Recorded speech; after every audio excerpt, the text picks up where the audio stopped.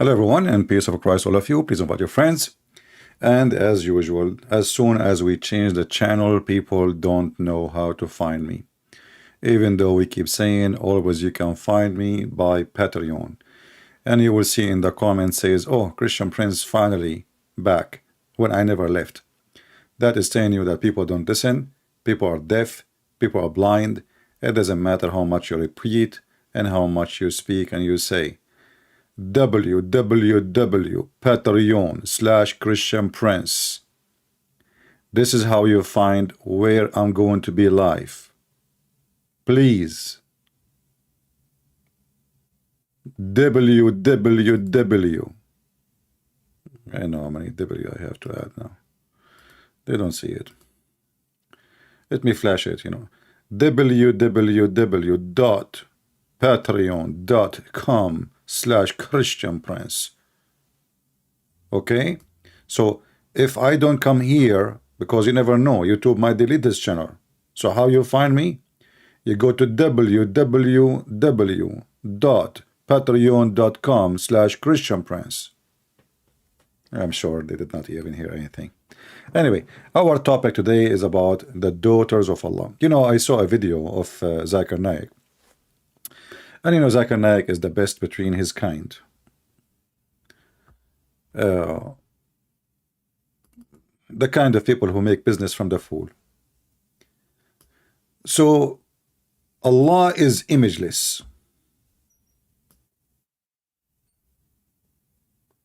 I asked Muslims since when Allah is imageless in Islam. And then here it says, but if someone still prays to idols,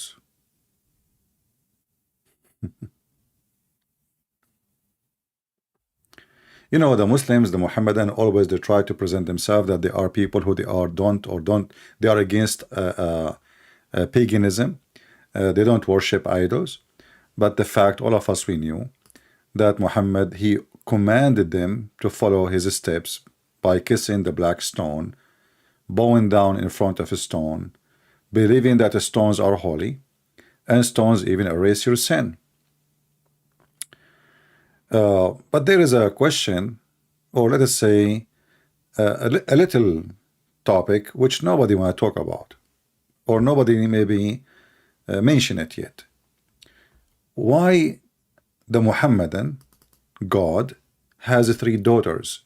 Now the Muslim, the Muhammadan, they will say to you, oh no, those are the Arab. They made the 3 daughters for Allah. No problem. Where are they coming from, and how come he got 3 daughters? Everything have to have an origin. How and where this is started. Do we have any Muslim can tell us? Okay, the God of the Christian, how come he don't have 3 daughters, even though the Christian believe that God has a son? So how the 3 daughters been, let us say, become like an attachment to Allah? What is the relationship? Do you think that like it's an like accident? Somebody he says there's 3 daughters, they are daughter of Allah, and then everybody follow? No. Are they really an invention, or let us say they are something new, or they are very ancient, long before Muhammad? If you do a little study, you will find that those 3 daughters, they've been exist for a long time. Mr. Sufyan saying Allah he is not have 3 daughters. Well, my friend, if okay, I understand that maybe your English is not good. My English is not good too. So don't feel bad about yourself. But I will put your answer in the screen, and then everybody will laugh. Who is a Muslim believe that Allah daughters are not exist? And based on what? Based on what? Isn't it your prophet he sent Khalid ibn al-Walid to kill one of the daughters of Allah, and he killed her. So how they are not exist and you killed one of Allah's daughters? Guys, do you see the stupidity? How this cult claim that Allah has no daughters, and then Muhammad, he sent Ibn al-Walid to kill the daughter of Allah, and he killed her. If she is not exist, how you can kill someone is not exist? So here we need to notice then, either the Muslims are a bunch of liars like their prophet, and their prophet lie when he said that we killed the daughter of Allah, you know, because if she doesn't exist, he's lying. How you can kill her? Where it says that? Okay. The funny is, Sufyan saying Allah curse the one who make lies. That is funny, my friend. Your God Allah, he says to you, you can even take false oath. Allah, he said in the Quran, Allah will not take you accountable to your false oath, but to your intention in your heart. So you can lie to me as much as you want, as long your intention is to defend Islam. You want me to show you the verse in the Quran? The daughters of Allah,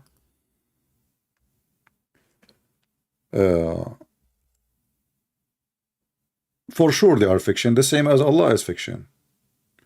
But they are long exist before Muhammad. And if you ask the Muslims now, just to show you how old this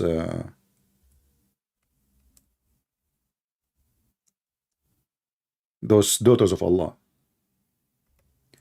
what is the names of the uncles of Muhammad, the family of Muhammad? The second you check the names, you will find that all of them, they have to do with the pagan religion of Muhammad. If you ask them what Abu Talib mean, what Talib mean?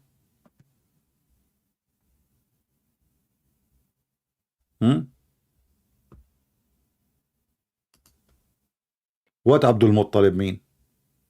Slave of Al-Muttalib. Who is Al-Muttalib?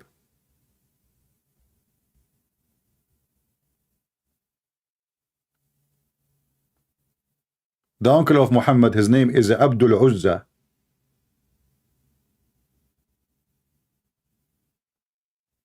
Abdul Uzza, the slave of Al-Uzza. The father of Muhammad, his name is Abdullah. Yet he is not a Muslim. Abdul Kaaba. Abdul Kaaba. How you can be the slave of the Kaaba?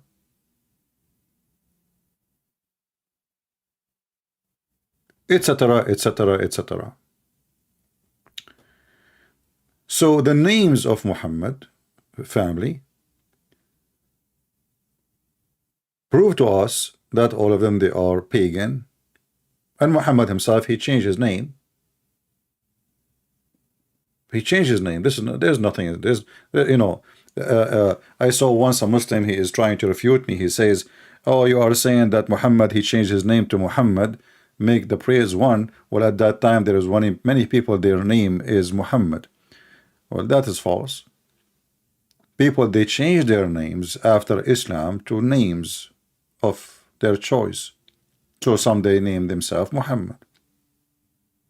Most of Muhammad new believers, they converted to Islam by the sword, and they've been enforced either by, you know, like you have to, or voluntarily sometime they change their names. There is a story as an example about a woman. She don't like Muhammad, but she converted to Islam. She hate Muhammad.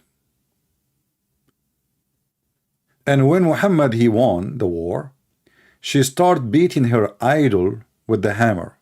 But why she is beating her idol? She worshipped this idol.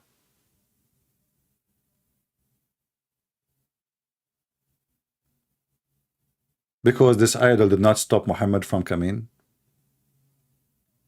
and force her into Islam. I can even show you, I can find the reference.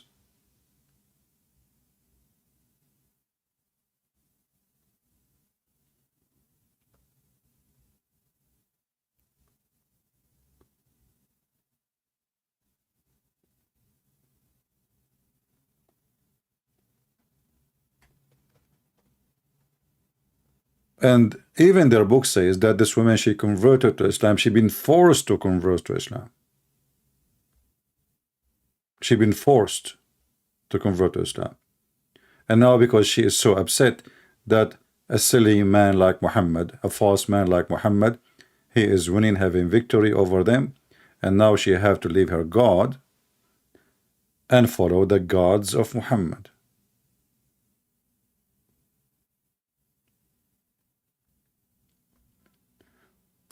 Other God, which is even mentioned in the Quran, beside the three daughters of Allah, Naila or Naila. Who is this Naila? If you go in the Quran, you will find the Muhammadan, until now they practice very much a pagan practice about when they go to Hajj, they go between two locations, two little hills, not mountains, little hills.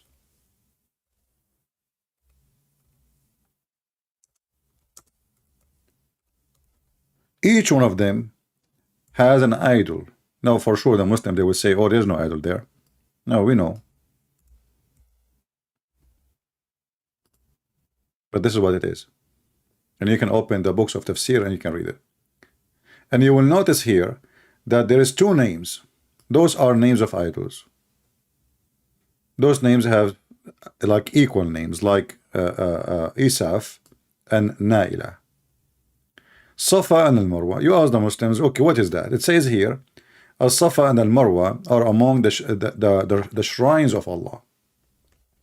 Translation here is very funny and very stupid, using the word God. No, it doesn't say God, it says Allah. Let us change the translator. Just another idiot, like the rest of them. Maybe they are using Google to make books and sell it, and you know, the Muslim they will buy. You know, I mean, for the Arab, I mean, usually this is what we say for the Arab: all soup is shampoo.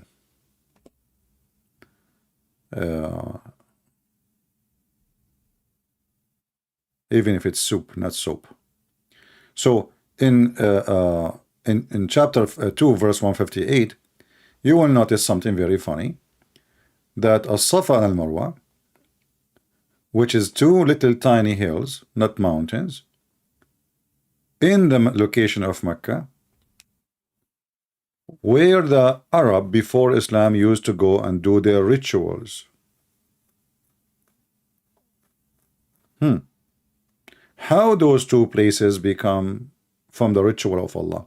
You will notice here that it says, verily As-Safa and Al-Marwa are from the shrines of Allah. So it is not a sin in him who perform tawaf, going around between them.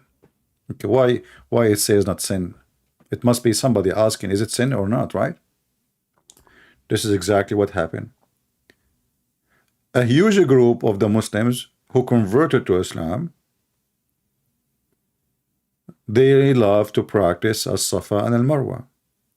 And As-Safa and Al-Marwa is simply, supposedly, based on the legends, women and a man who have sex inside the Kaaba.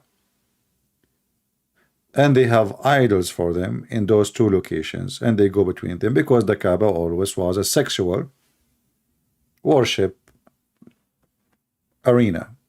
This is why we have the black stone in the shape of a vagina. If you go in the Tafsir, you will see that it says, Muhammad, he said, not me, that the black stone was whiter than milk, but the sin of mankind made it black. Okay, what make it black exactly? You go and read tafsir, it says that women who they want to have children's, they go and they touch their vagina when they have their period, and the blood in their hand, and then they place their hand inside the black stone, which is the vagina, praying to the god of the black stone to make them have babies. And this is why they used to go totally naked around the Kaaba. Totally naked.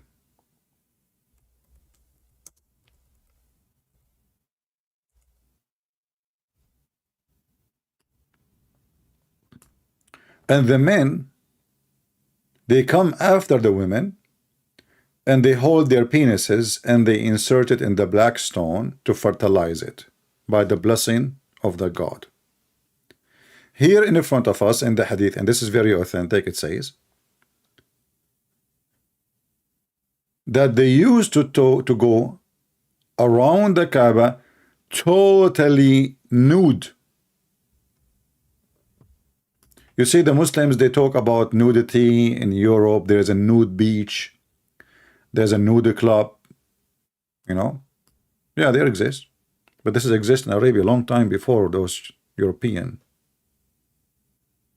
And this is a place of worship. And you will notice that Muhammad never mentioned one statement against it.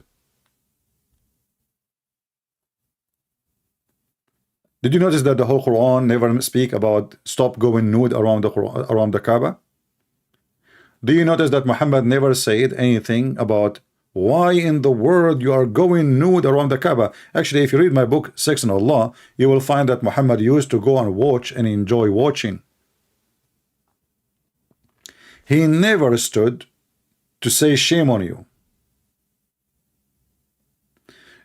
We know the story in the Bible where Jesus, he flipped the tables of people just for buying and selling, not even in the temple. You see, the temple has many squares, like many yards, let's say.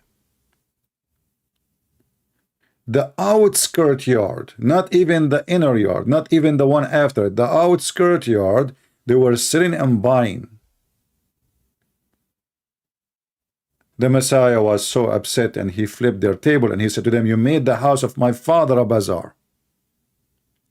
This is Muhammad, who now he's a prophet of Allah, watching people going naked around the Kaaba, and he never opened his mouth. Never.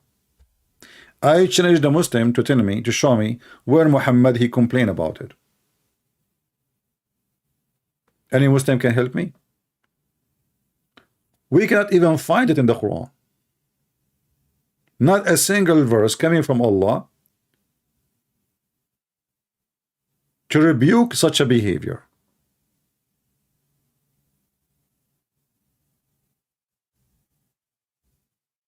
Maybe the admins can go to the Christian Prince account. We have still the chat open there. Maybe you can post what we can do so people will know. We'll take them time. Anyway, I don't care really who come or don't.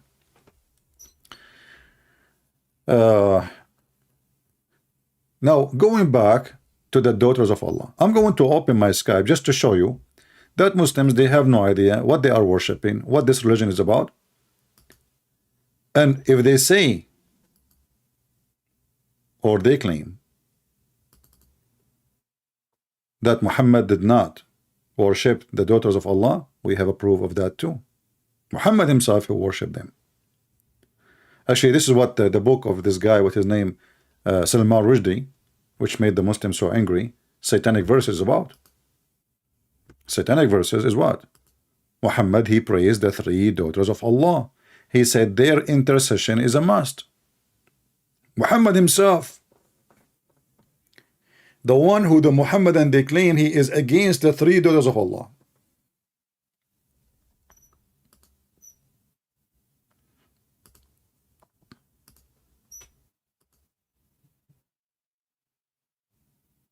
Do we have any Muhammadan? Feel free, my Skype is open. Now, if we go, you will see that even the Muslims, after they become Muslims now, and they are doing jihad, killing non-Muslims, They ask even Muhammad to build for them idols. So how Muhammad is against idols, yet they are asking him to build idols for them? Let me see if I can find it in English. Give me a second, hold on.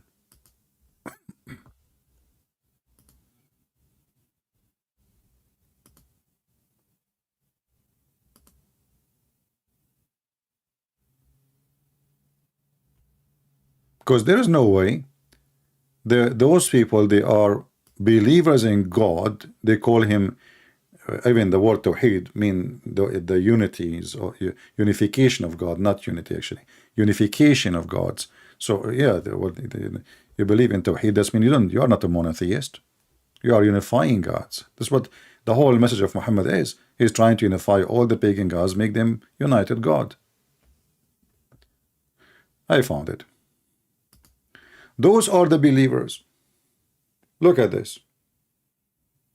Abu Waqidi, he said, narrated, when the messenger of Allah, SAWS FM, short wave, long wave, went out of Hunain, which is a location for like to kill, as usual, he passed a tree that the idolaters called That Anawat, upon which they hang their weapons.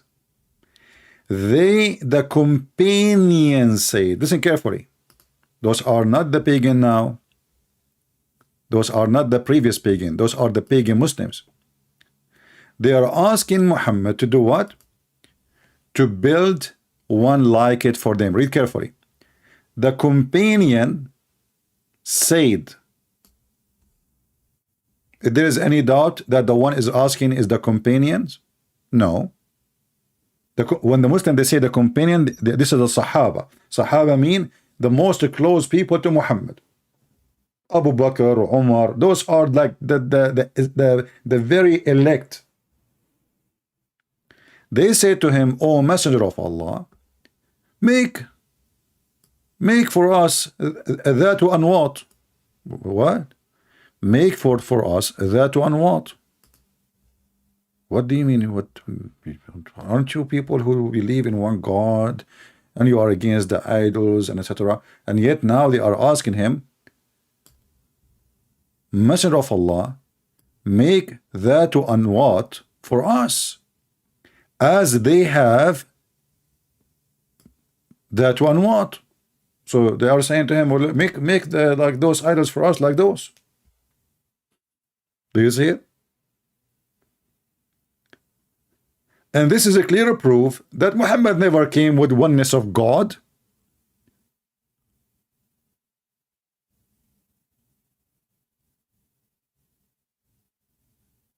Are you with me? Imagine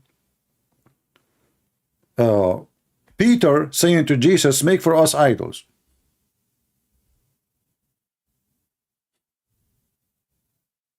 That doesn't make sense.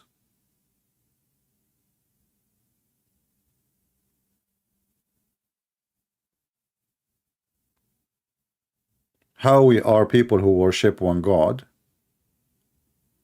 and then we are asking the prophet of that God to build for us idols like the idols of the Arab. And you see, the Muslim in the translation here, because they are, I mean, translation is so stupid, they don't even know how to translate. But look what it says. They passed a tree that idolaters called Dhatu and what?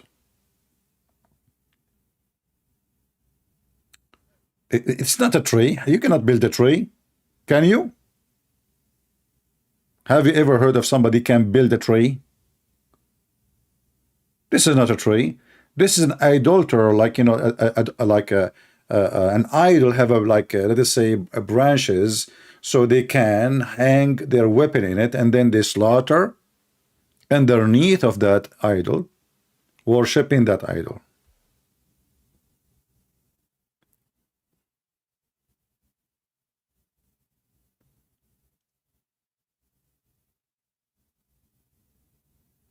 And then what Muhammad, he said, read carefully and love. The Prophet said, Subhanallah, this is like what Musa's people said. make for us a God like their God. By the one in whose my soul, you shall follow the way of those who were before you. And now we have a big problem.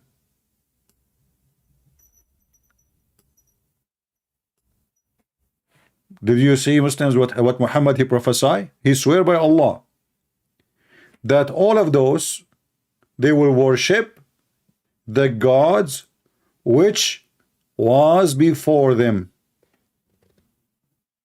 Those are the companions of Muhammad. And this is where you get all your stories from the same people.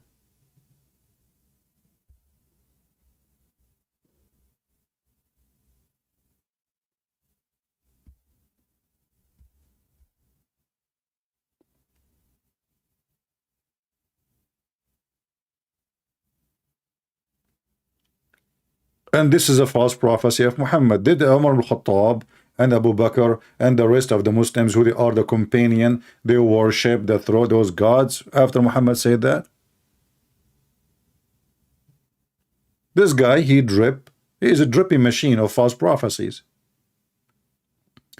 But here you notice there's many important things in this story that the most close people to Muhammad don't even understand what Islam is about.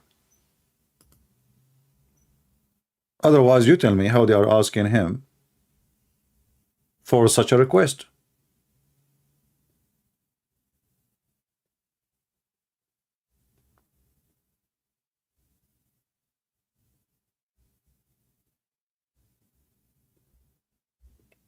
How you are, I mean, those are the people who attach to Muhammad day and night. Even when he rape women, they guard him in the front of his tent.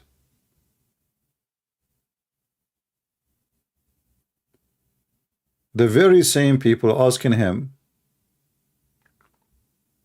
to build idols to worship.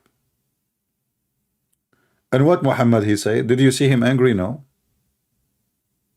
He say, you know, you will worship the gods exist before us. I swear by Allah.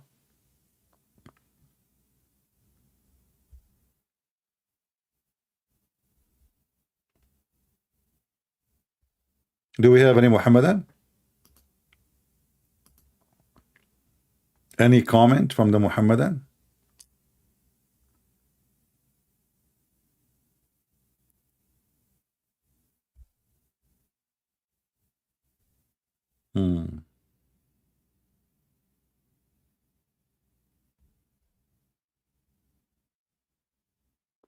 Who is a Muhammadan would like to join us live on air? Muhammad, his father, his grandfather, his parents, his family, his tribe, Arab before Muhammad, all they worship many, many gods, and none of them is an Arabian god. None of them. Actually, most of the gods of the Arabian Peninsula, including Allah, actually not most, I mean all of them, are imported gods.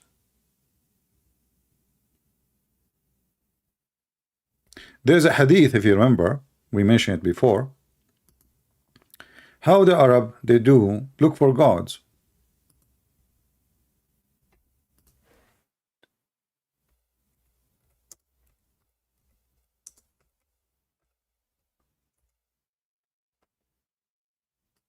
Let us look for it.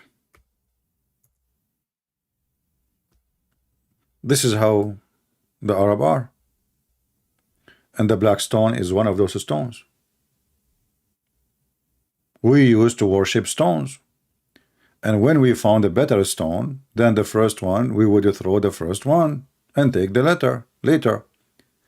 But if we could not get a stone, then we would collect some earth dirt and bring a sheep milk over the dirt, you know, and perform tawaf. Do you see the word tawaf? This is where tawaf is coming from. Do you see it? Is tawaf from the God of Islam, or this is pagan practice was exist always?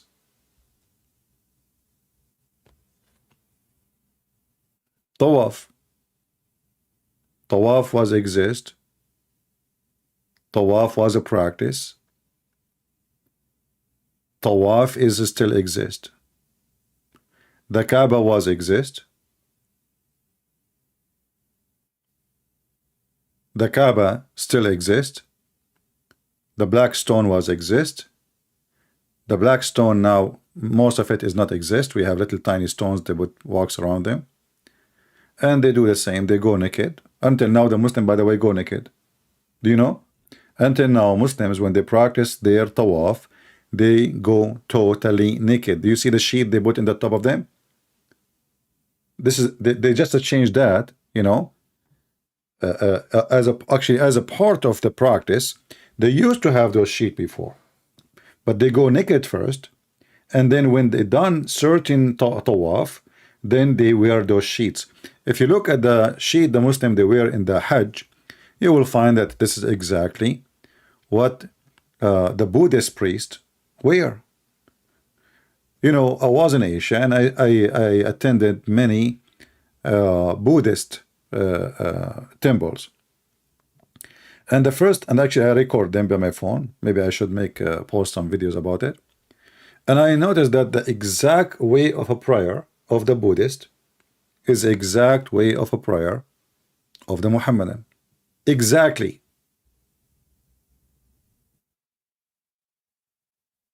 Literally. And for sure the Hindus, because they are connected. But if you go right now and see even what shoulder they show, what kind of sandal they wear, the Muslim, they wear the same exact thing. There's a certain kind of sandals you have to wear. You have to shave your head.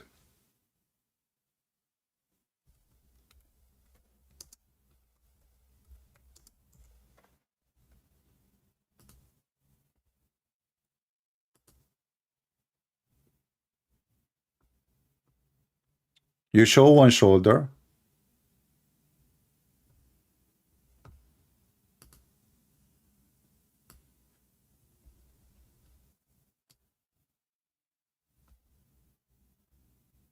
Let us show you some pictures so you can take an idea.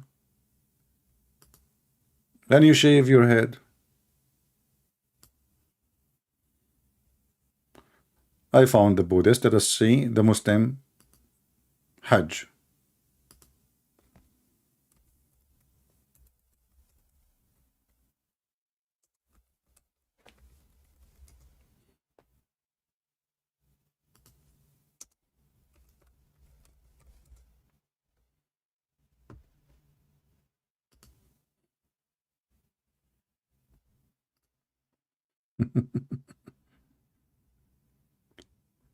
A man wearing ihram Muslim.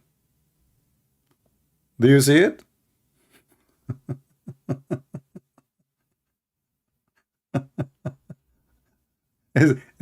So where is the Buddhist and how we can separate between them?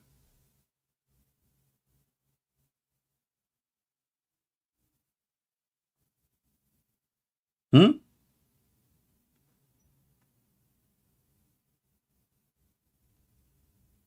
They wear a sheet. They are totally naked, no underwear. They show one side of their clothing, one shoulder. They shave their hair. They wear the same kind of sandals that the Buddhists and the Hindus they wear.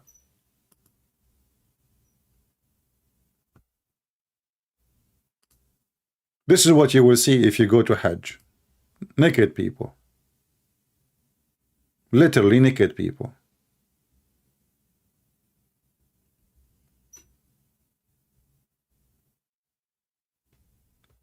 And if you ask yourself, why even they have to do? I mean, why? What is that exactly mean? Is that really a Muslim clothing, or this is a Buddhist or Hindus?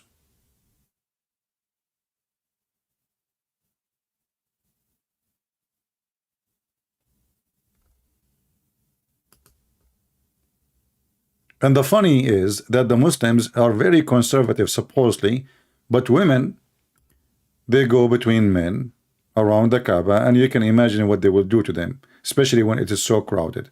And the man is not wearing a panty.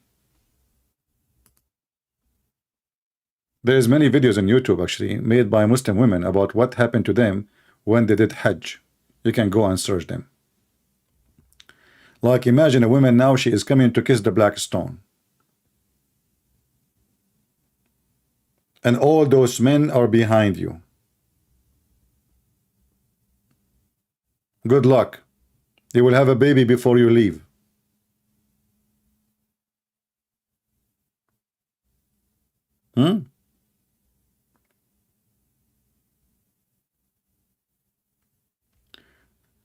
Do we have any Muslim here?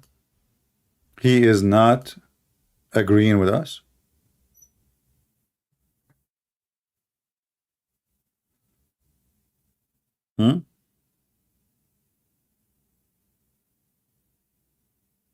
Anyone? You know, you might ask yourself, you might say, okay, you know, what are you talking about? I mean, Saudi Arabia is really far away from India. No, my friend. The Arab, they have, the people of the desert, they have a lot of trade with all those countries. And India is just across the street from Saudi Arabia. This is the map. You see, now we have something called Pakistan, but long time ago there was no, I mean, not long time ago actually. All those countries are new countries, Pakistan and Bangladesh. Those are India. There's nothing called Pakistan. So all what it takes to go from the Arabian Peninsula to India is to cross this line here. Like now, this is considered as Iran, right? But this is Pakistan. It's one land. There's no borders. You cross from here to here, very few kilometers in the sea, and you are in India. And just to remind you, you can go right now and search in YouTube where Prophet Adam landed. You will see the Muslims have videos saying that Prophet Adam, peace be upon him, when he came down from heaven, where he landed, anyone remember? Anyone remember? This is what the Muslim teach, not me. And this is what Muhammad told them, not me. He come down to Sri Lanka. And that is telling you where is the roots of this cult is coming from. I mean, Adam, Allah could not find a place to send Adam to anywhere in the world except Sri Lanka. So now all of us, we are from Sri Lanka originally, just to let you know, in case you do not know. I don't mind, by the way. I mean, I would love to be from Sri Lanka.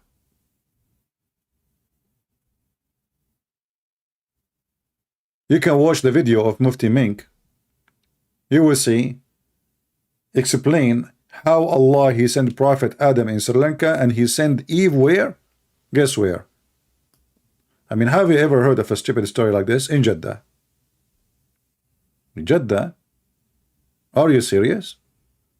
So the guy, okay, hold on. Eve, by the way, Muslims, if we ask Muslim what Eve means, they do not know, by the way. Like in Arabic, it says Hawa. But is Hawa is an Arabic word? No.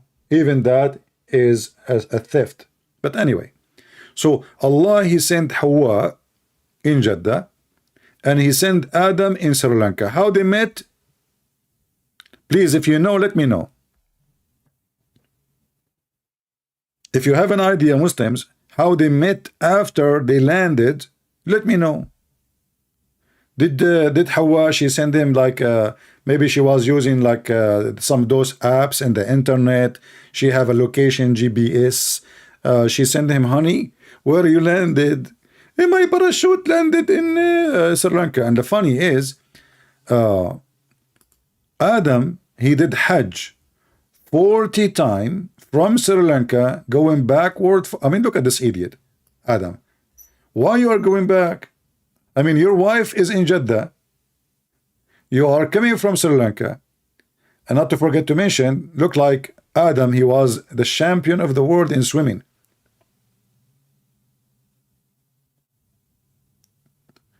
You see, Sri Lanka and India are not connected. How this guy Adam was able to go to Indian land, to the mainland? We are talking about the first man. We are not talking about like now we have many kids and they built a boat and they became more advanced. This is the first guy. He did not even meet his wife yet.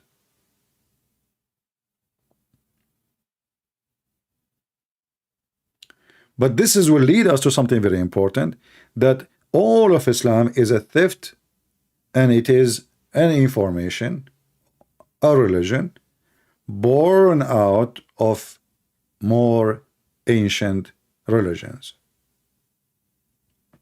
As an example, if you ask any Muslim from those, let us see who is a Muslim here, he speak Arabic. I'm going to type a word on the screen.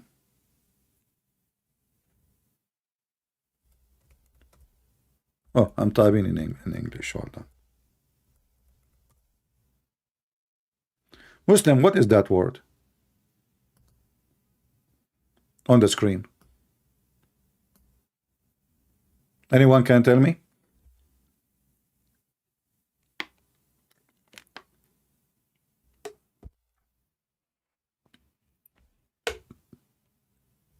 Any Muhammadan can tell me?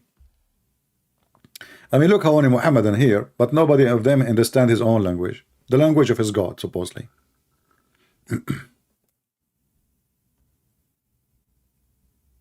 What happened to those Muslims here? Hilal. Okay, what Hilal mean? What Hilal mean?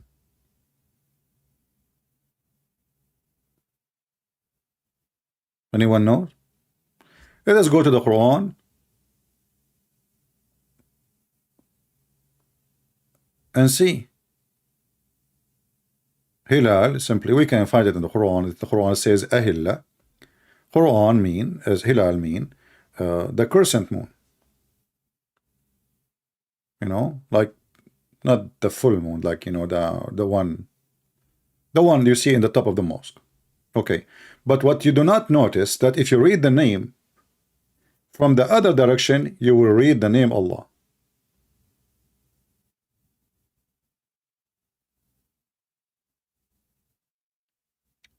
If you read it from right to left, the name is Hilal. The word is Hilal, which means the crescent moon.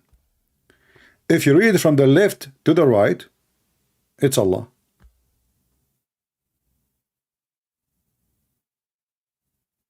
Lillah. This is what we see in chapter 1, verse number 2 in the Quran. Lillah.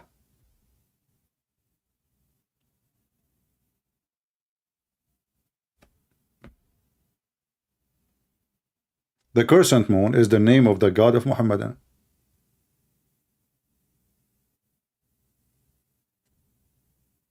And I challenge any Muslim to say this is not true. It's in front of you.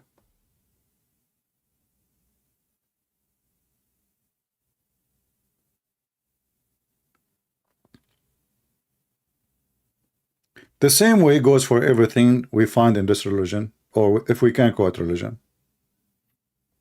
All the things they have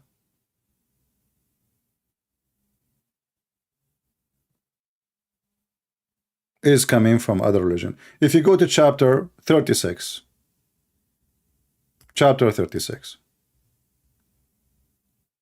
you ask the Muslims, okay, what chapter 36 verse number 1 saying?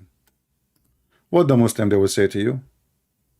Only Allah knows what he meant in that chapter. Doesn't make sense.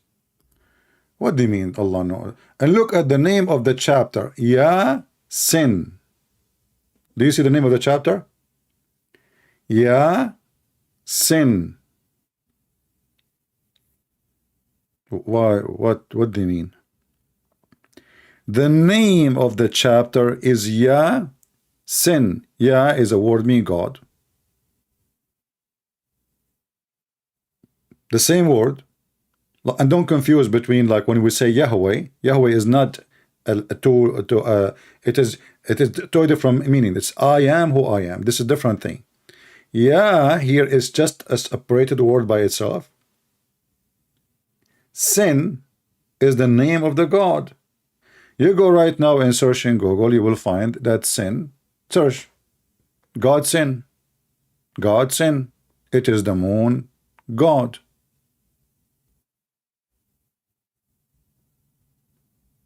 Then if you ask the Muhammadan, okay, what does that mean? You read the interpretation, you will die laughing. Even the Muslims, they admit that this is coming from, according to them, coming from the Aramaic language. Yasin, God knows best what he means by these letters. But this is not letter. This is not letter. In the Quran doesn't show as letters. It shows as a word.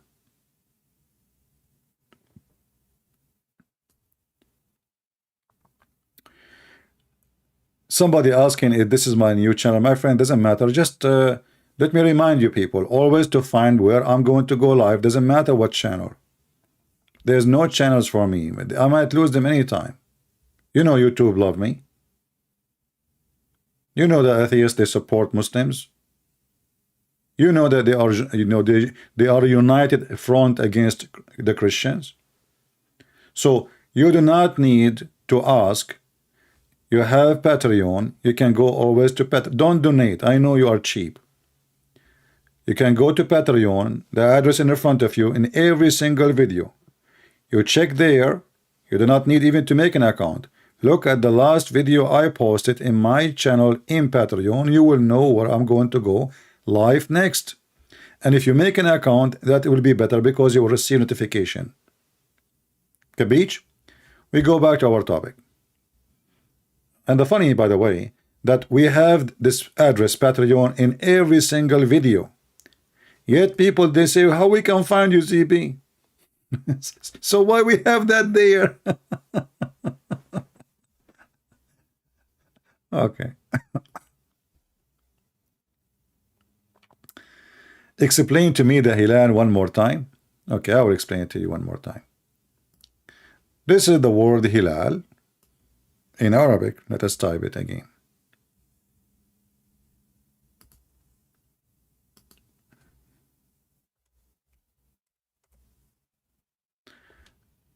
We can separate the word Hilal and make it divided into letters. You can do that from your side if you speak Arabic. And I will do the same here.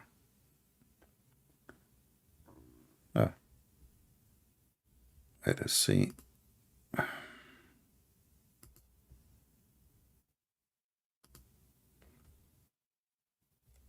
This is the first letter. This is the second letter. This is the third letter. Capiche? Is it hard to see? So the same word, we divided, we separated the letters. Read it from the right to the left, from the left to the right. Hilal.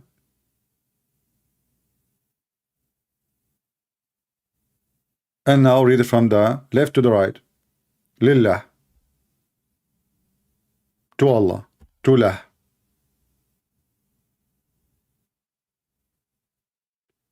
This is exactly what you find in chapter 1, verse number 2 in the Quran. Alhamdulillah. Thanks to the crescent moon.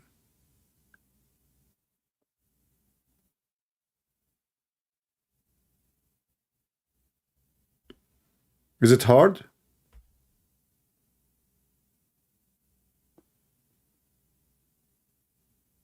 So to make it in English, letters, so people they can comprehend better. This is the word in English, Hilal.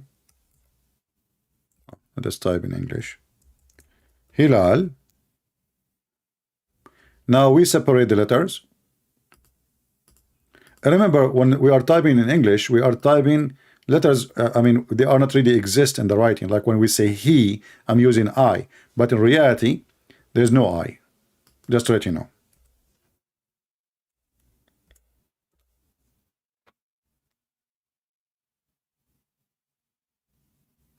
Do you understand? Like in Arabic, we say he, hilal, but there's no letter is I, or ye, you know? It's just to pronounce it. So if we type it as separated letters, he is the first letter, H. The second one is la. And then the last one, L.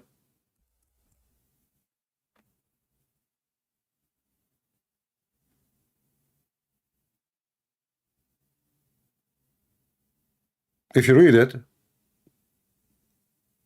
the first one from the right is li. The second one is la. The last one is H. Lillah. You go to chapter 2, chapter 1, verse number 2 in the Quran. It says, Alhamdulillah, thanks to lah, thanks to the crescent moon.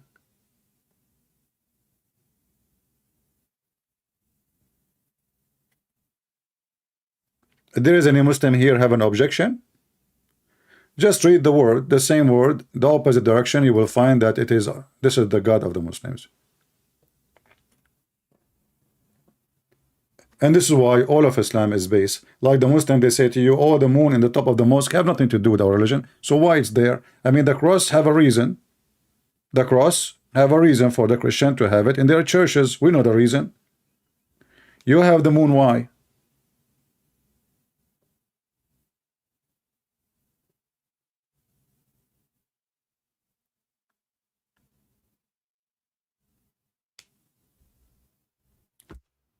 When the Muhammadan, they fast Ramadan, what they witness? They witness the God. This is the practice they do before Muhammad, nothing new. But Muhammad now, he make it official, following what the Sabi'an they used to do. If you go in the Quran, you will find this. You see, the Muslims, when they say to you, we fast Ramadan, you ask them what Ramadan mean. They say the month of Ramadan. The fact, this is not a month. That is the moon Ramadan.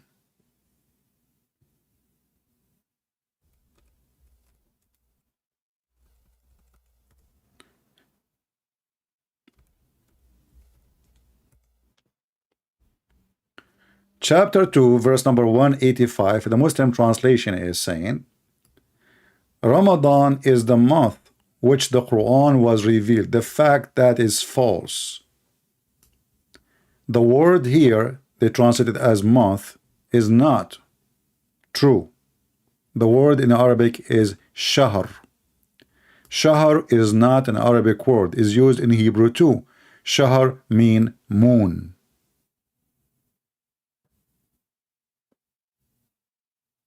Shahr mean moon, not month. In the language today, yes, it's used as a word mean month, but this is not what it is in the time of Muhammad. Never was called a month. They don't have month. It is a moon. If you change the translator, just change the translator, you will find how the translation in a miraculous way changed.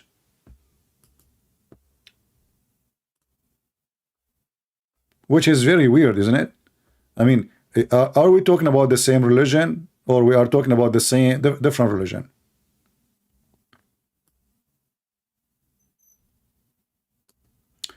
This is Hilali Muhammad Khan, whatever his name, and I think two guys, two Muhammadan from Pakistan, translating the Quran. Read with me carefully.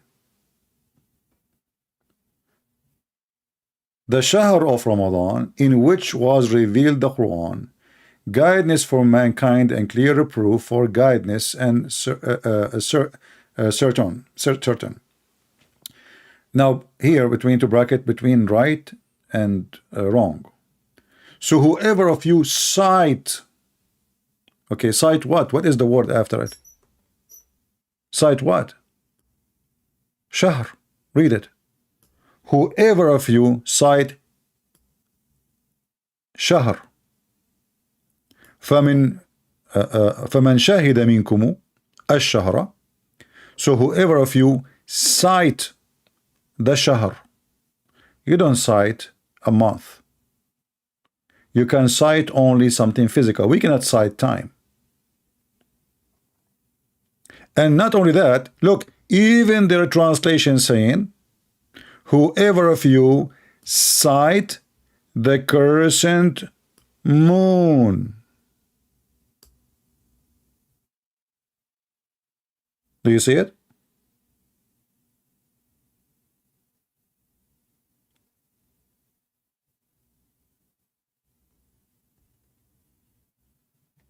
You sight it. You know, when the Muslims, the Muhammadan, they try to fool you and they say the Quran mentioned the day sun equal to the word moon. That's false, because the word shahr is mean moon, and not only that, there's other words in the Quran which mean moon, which is like ahilla.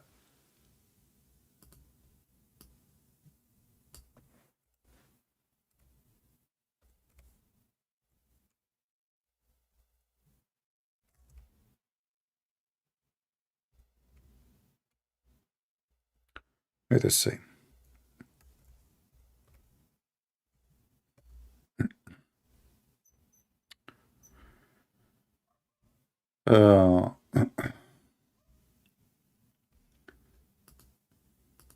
Until now we have zero Muslim. I'm looking at the sky. Let me look.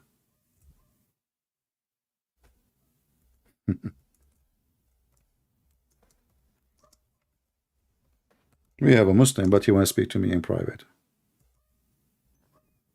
No problem.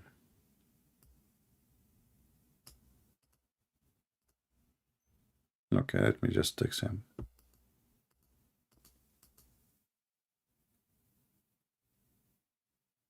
All right. I speak to a lot of Muslims in private,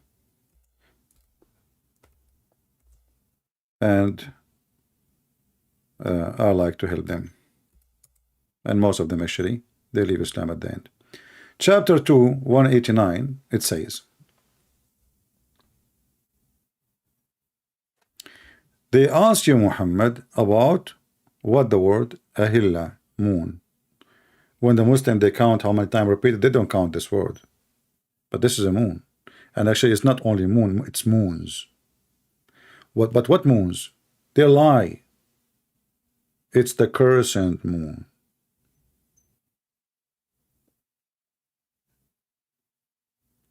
So you need to ask yourself why Allah He decided the crescent moon to be connected to Himself and everything. This is not Allah. This is what the Muslim this is what the Arab used to do before Muhammad. This is what exists long before Islam.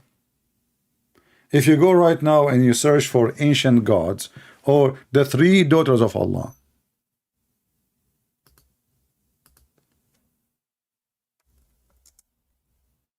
or the goddess, you will find always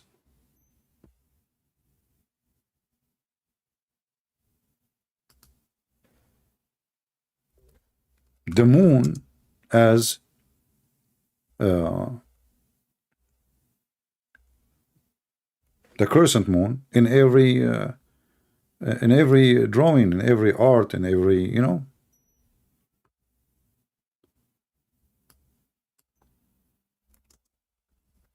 Let us search for some ancient pictures.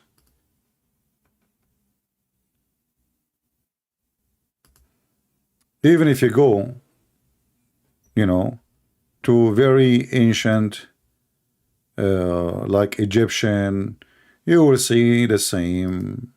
You will see the moon, you will see the sun. As if you remember, we spoke about before about the temple of Al-Makkah in Yemen, which simply a major temple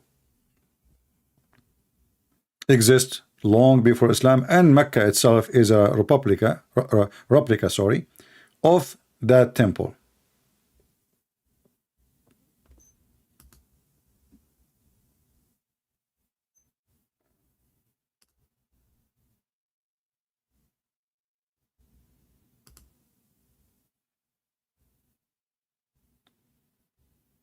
You will find it everywhere, doesn't matter where you go. And then if we look for the three daughters of Allah,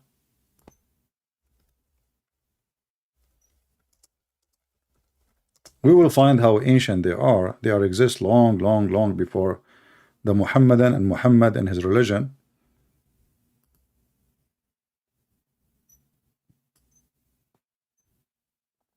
And each one of them presents something. This is Allah, and those are the three daughters.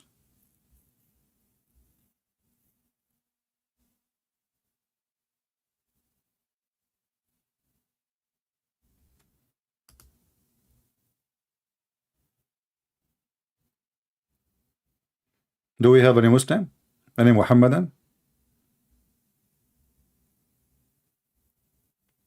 Now, there is some ignorant like James White, who supposes is a Christian. Somebody asked him, do the Muslim worship the moon god? What James White? He says, no, the Quran says don't worship the moon. But worshiping the moon god is not worshiping the moon. This is why you should not ask an ignorant, stupid person who do not know anything about Islam to teach you. This is what happened when you give your bread to someone he never worked in bakery. He will burn it. The moon god is the moon god, not the god who is the moon. They don't worship the moon, they worship the moon god.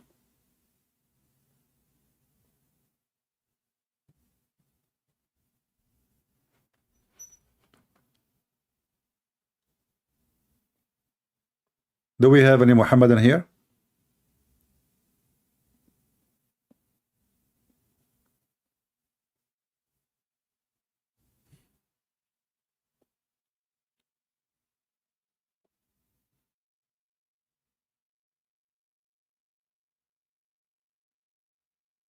Anyone?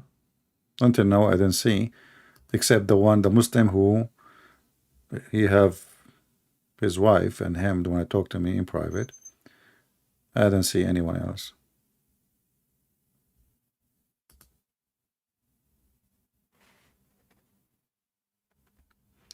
I saw they have a black Jesus in the Philippines.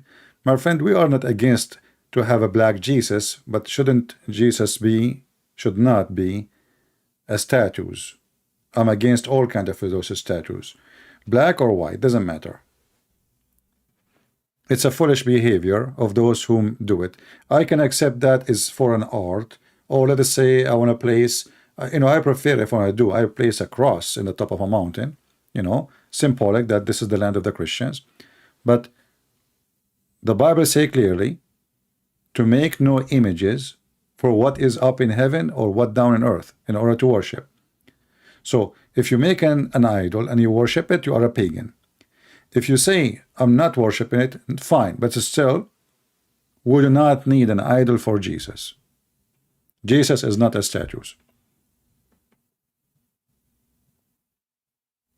If you say an art, well, this is your business. In art you can do anything. In art you can make an art of a naked woman, put it in your house and claim this is art.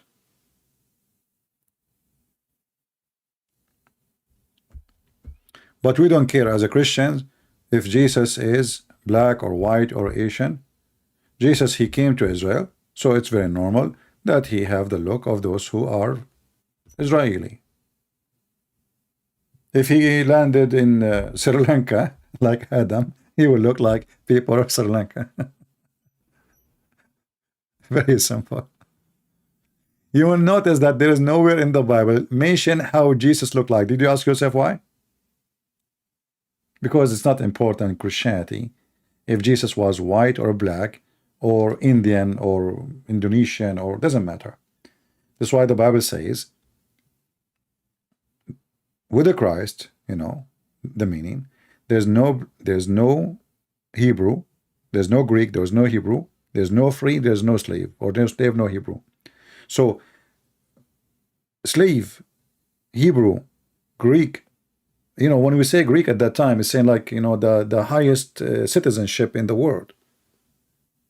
So with the Christ, all is equal.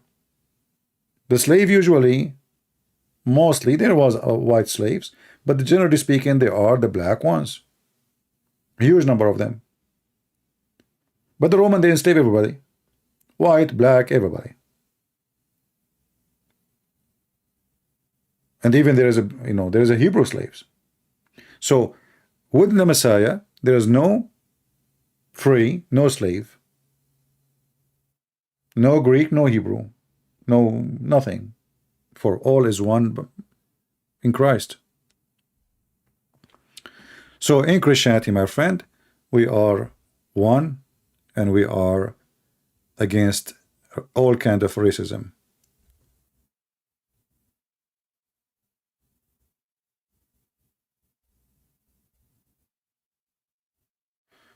I have a doubt if we are forbidden to worship idols. My friend, no, that is a false statement you just made. There's nowhere it says you go and worship those in the synagogue. Those are just, let us say, actually those are even mentioned in the Quran, that Sulaiman,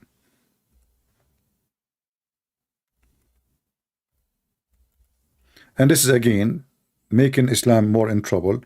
They claim that Islam is against statues, but then you find that Sulaiman, he ordered the genies to build statues for him. In the translation here, they took it off. But your claim that we've been ordered to worship statues in the Old Testament, that is a false claim. I challenge you to prove it to me. If they build in the synagogue statues for angels, or let us say a shape of angels with wings, that is not for the purpose of worshiping. That is a false, stupid statement. And if the Jews ask to make statues to worship, this is the Jews. The Jews worship crazy stuff. The Jews worship the gods of the idols. The Jews marry from the pagans. The Jews, they did all kind of crazy stuff. So don't make things up.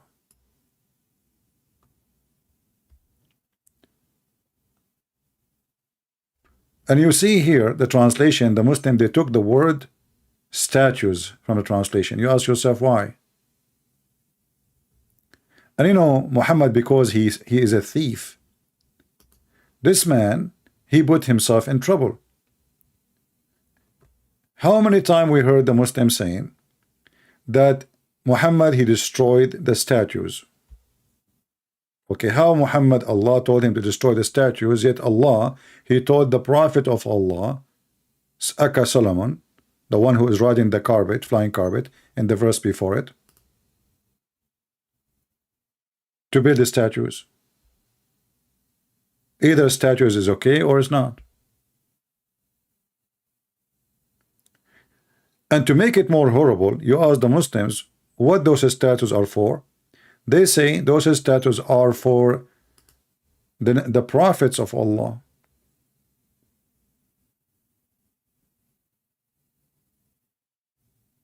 They make statues of the prophets of Allah. Why?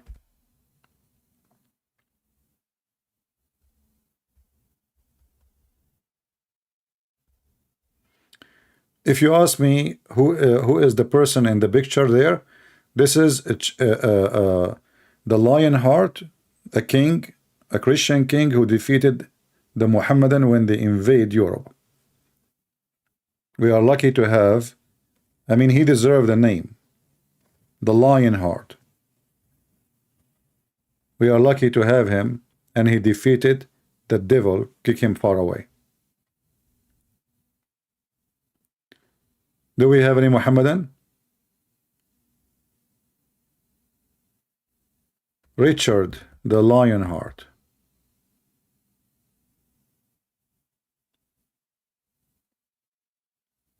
Any Muhammadan? Yeah, this is the same Arabian Prophet account. Nothing changed. We just changed the name, make it a Christian Prince too, because people they are looking for a Christian Prince.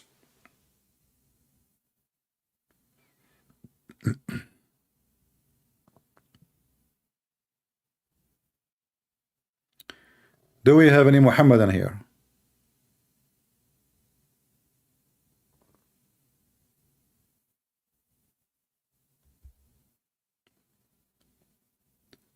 The Muhammadan are so brave.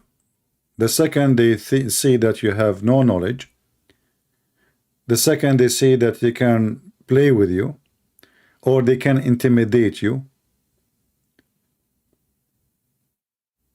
and all of them they have one excuse. If you go and watch the previous videos in my previous channel, I delete them, but you can find them in other channels for sure. A woman, she called me, what her excuse? I do not know Arabic. Okay, what the second excuse? I don't accept hadith. So what the Muslim, the Muhammadan, they do, they lay excuses in order to escape the embarrassment.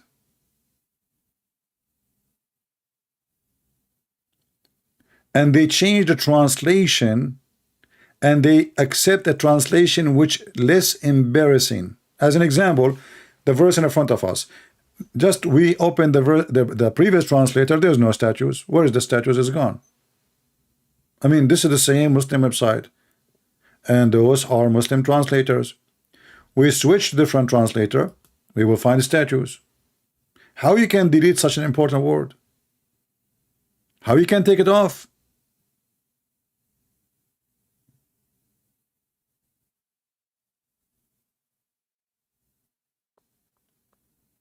How you can be honest and a believer and you take words and sentences of the Quran, totally of the Quran.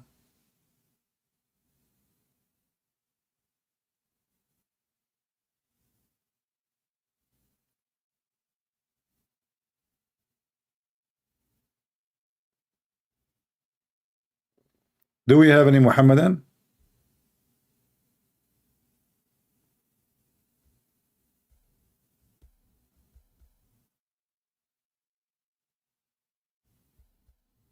Anyone?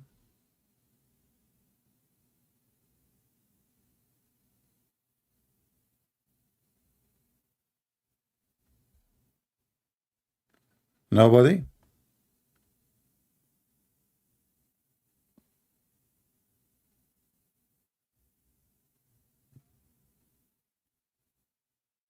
Every single chapter in the Quran you will find how stupid the Quran is. As an example, you ask the Muslims, okay, how many east and how many west in the Quran? They say there's one east, one west. What are you talking about? And then you show them the verses in the Quran says Allah is the Lord of the two east. And then suddenly, yes, there is two east. You remember the woman she called me last time? Show me first, show me. She's supposed to, she want to be smart. After I show her, she will change her answer. Before I show her, she will not give me the answer. So show me, because now they don't want to be surprised and too late now to fix it. So show me first. I will tell you the answer first, after you show me. And this is why the Muhammadan, they have articles saying how to debate Christian Prince. Never say yes, never say no. Because whatever you say, he will trap you. Never say yes. Never. Okay, I asked him, was Muhammad a good guy? Even that one will not dare to answer. What do you mean, show me? Show you what? I'm asking you, is Muhammad is a good guy or not? Do you remember the potato? What's his name? The monkey box. Huh?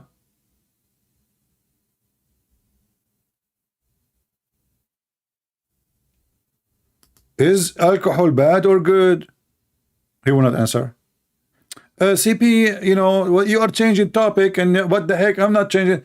I have to repeat the question 1,000 times. I lose my voice asking a simple question. Is alcohol bad or good? He is afraid to answer. He's the one who opened the topic. He's the one talking about alcohol, and now he don't want to tell me a very simple answer. Is alcohol bad or good? Took me a lot of squeezing, like Jibreel, squeezing Muhammad. Yeah, this is his name. I use it in the internet. Monkeybox. What his name? What's his other name? What's his real name? I forgot. Monkeybox. Anyway, it's not important. This one I don't remember. Nader Ahmad. Yeah, this is his name. Monkeybox. This is the name he chosen for himself in the internet, not me. You can ask him. So, the Lord of the two East and the Lord of the two West. Okay, solve this problem for me. How Muhammad he came to the conclusion, and his God, that he is the Lord of the two East and the Lord of the two West. And then the Muhammadan, they would try to duct tape. They say, at that time, people think that the East is not one. Okay, but this is God. Allah he think too? Allah he think he is there's two East? What does it mean to be the Lord of something is not even exist?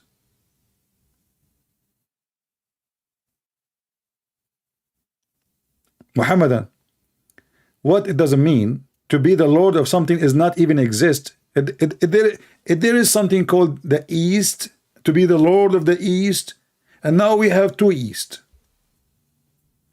So your poo-poo is a square meter now. Double 2.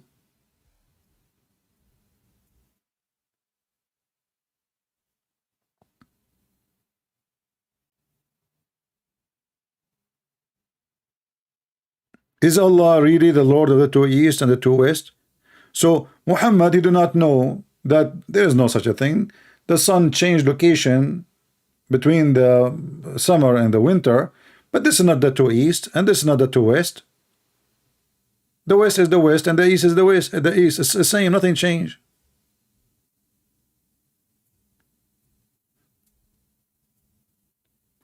And then after that, you will see something Muhammad he mentioned so stupid. And the Muslim, they made videos about it. It says here, he is the one who's has loosed the two seas. They met.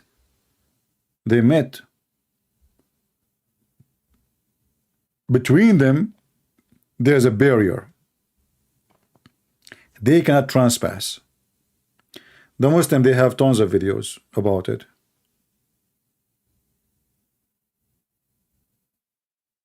Allahu Akbar, look at the river and the sea, the water, the color, they are not mixing, brother. That's a lie. Salty water and the fresh water, they always mix. The stupid Muhammad here is saying that salty water have nothing to do with the fresh water, claiming that there are two seas, when all of us we knew that this is not true. You can go right now to your kitchen, get one glass, mix it with salt. Another glass has fresh water from the faucet, and then put them together in one container, and you will see that salty water and fresh water, they mix in a second. As simple as that.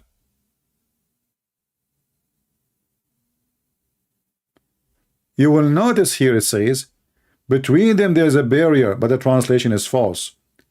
Barzakh mean a dry land. Barzakh, dry land. If you don't believe me, open Ibn Kathir and read it. The Muslim, they lie to everybody and say, oh, this is a miracle. It's about the two water meeting together. But the verse in the Quran says it clearly. There's a barrier between them, which is a dry land. Even though the translation is not saying what barzakh mean, it says just barrier, but this is because they are liars. I can go right now to Ibn Kathir and you will see. Chapter 55, verse number 20, shall we?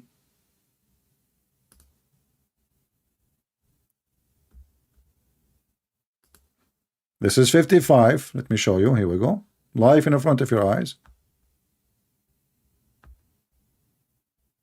Just to show you how they fabricate miracles, science, to make the Quran a book of God, when this is the most hilarious book ever?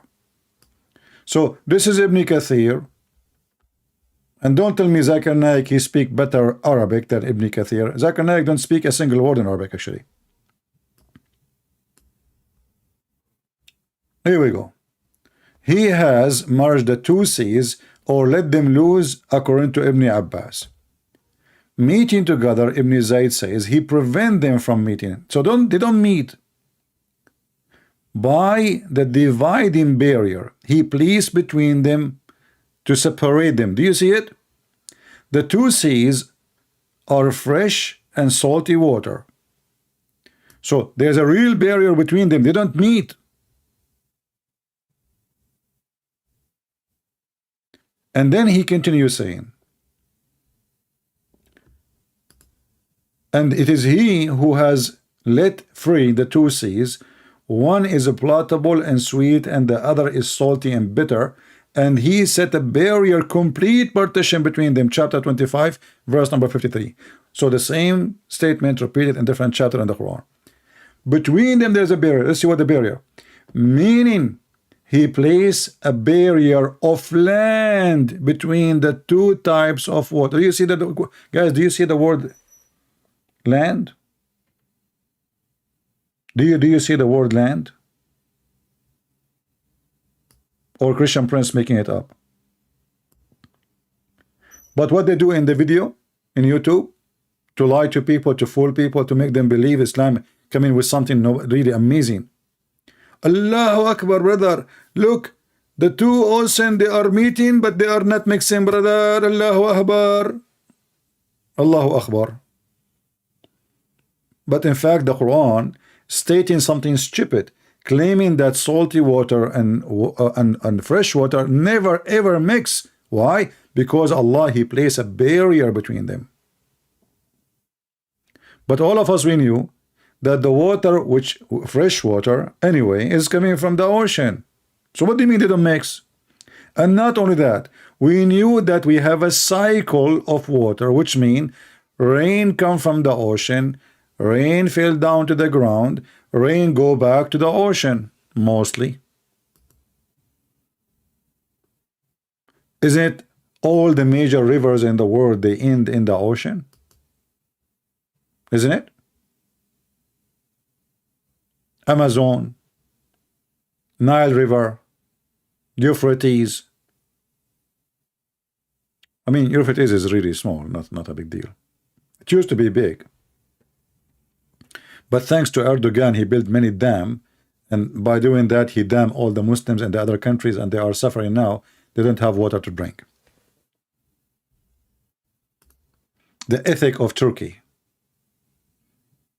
They are suffocating the neighbors, the Muslim neighbors.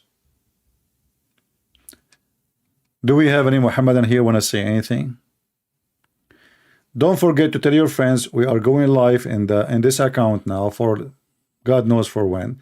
And please remember, anytime you want to know where I'm going to be live, because we might lose any of our channels anytime. Doesn't matter if we have 100,000, 80,000, 90,000. You know, if YouTube don't go and discriminate me, I should have a channel have at least 3 million. Each time we reach 80, 70, we lose the channel.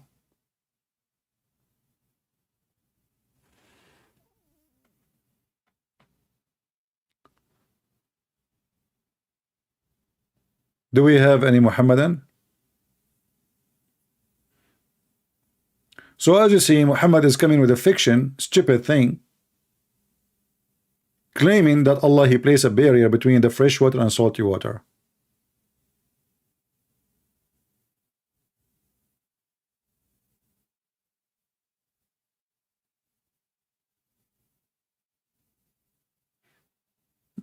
You know, actually in different verses says hujran mahjura. Even he mentioned the word rock.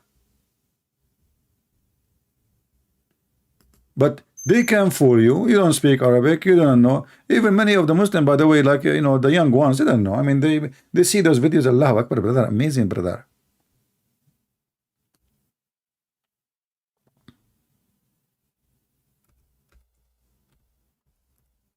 But with us, all of those who speak the same, they will go bankruptcy. Chapter 25, verse number 53, it says it clearly, وَحِجْرًا مَحْجُورًا. It is impossible boundary. They cannot go through. Not touching each other, no. Between them there's a barrier they cannot go through. Never.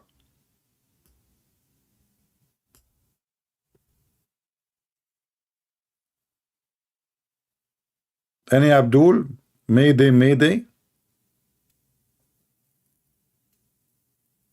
And the Muslim, you know, they sworn the YouTubers. This is why those YouTubers, you know, the Muslim YouTubers who make big business of this. Brothers and sisters, Alhamdulillah, Prophet Muhammad made a prophecy. This is really da'wah. The Arabian Peninsula becoming green. Why? Because there is a flood in Saudi Arabia. This is a disaster, you idiot. The same as the earthquake. This become a green. Saudi Arabia, every day now they're having a prayer for the drought. What a green. This guy is celebrating a disaster. Alhamdulillah, brothers and sisters. And I don't know his voice. Why? It's a voice of a female. Take some hormone, man.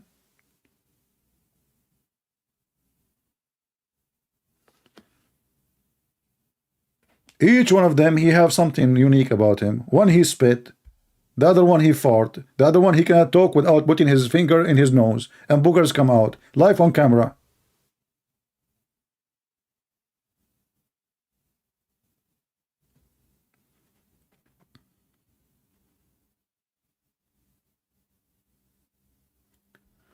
Josh is asking you, where is the Bible manuscript for the 1st century? Anyone can find one? For sure we can find a lot. Why not?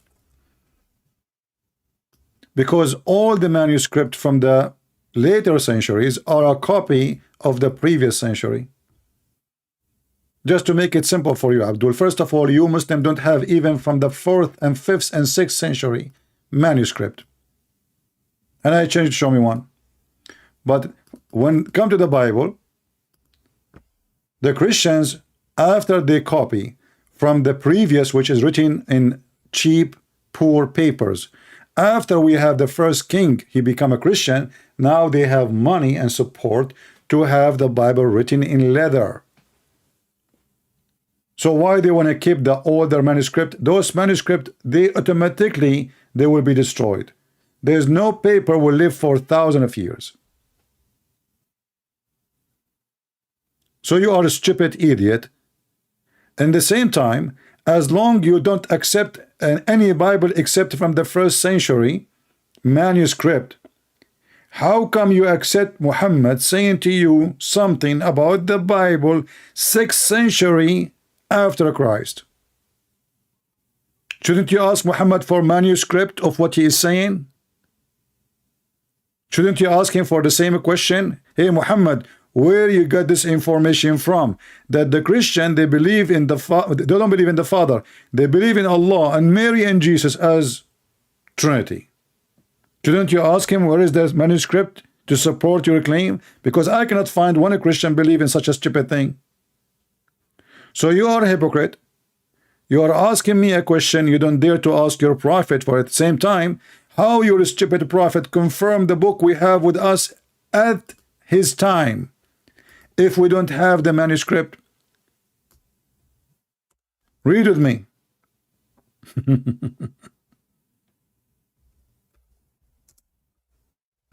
Is that your Quran? Saying that the Quran came confirming what is with them? So look like your stupid Muhammad. He have a manuscript and he never complained about it. And this is 600 years after Jesus.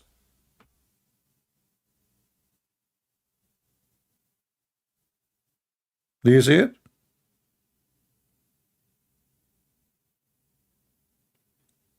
Same time, the Muhammadan do not have a single manuscript from their Quran. Not a single one. If you open any Quran printed by Saudi Arabia or any other country, you will see there's a page. It's called page A. Page A. It says this Quran is according to the recitation of Hafs, according to Ibn Asim, according to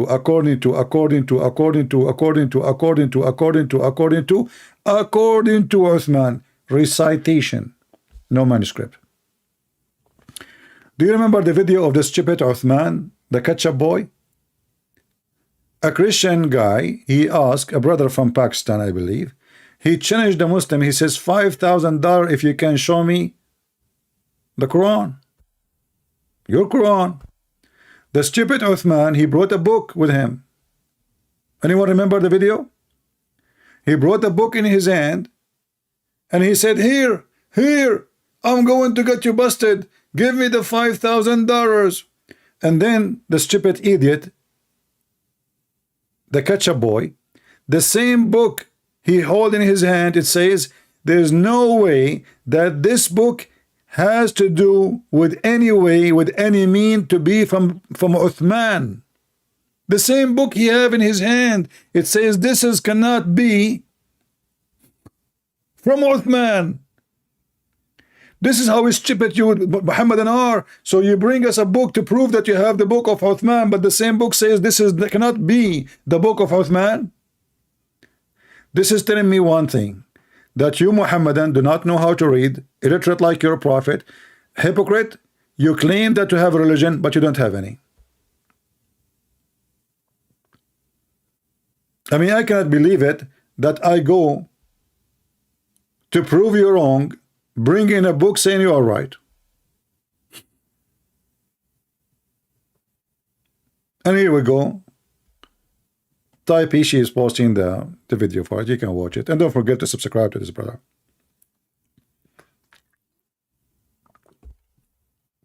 This is why we laugh at you. In the same time, the stupid Quran confirming our book, but Muhammad cannot read our book. How you can confirm a book you cannot read?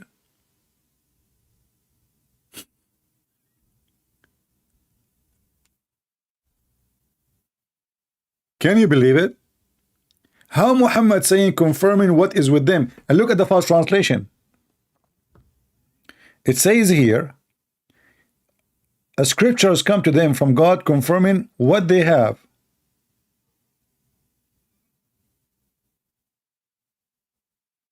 In fact, this is false translation still. Change the translator. Who is this guy? Karabila Darwish. What the heck? The guy and his wife, I think they are making translation business.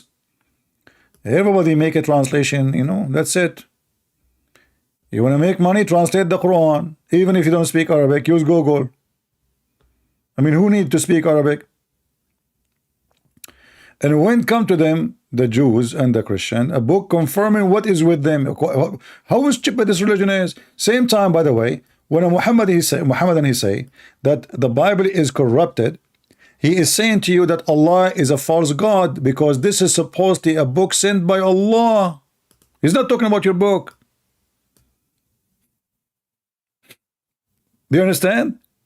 If a Muhammadan he said to you in an argument, let's say you are debating, if he said to you, what is your book, like this idiot? And by the way, why you call yourself Josh? Why you don't use a Muslim name? Do you have a Josh in Islam? You have Jahsh in Islam, not Josh. You're a prophet. He married Zainab bint Jahsh, the daughter of the donkey.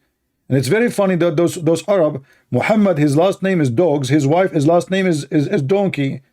And the chapter of the elephant. Good luck with the zoo.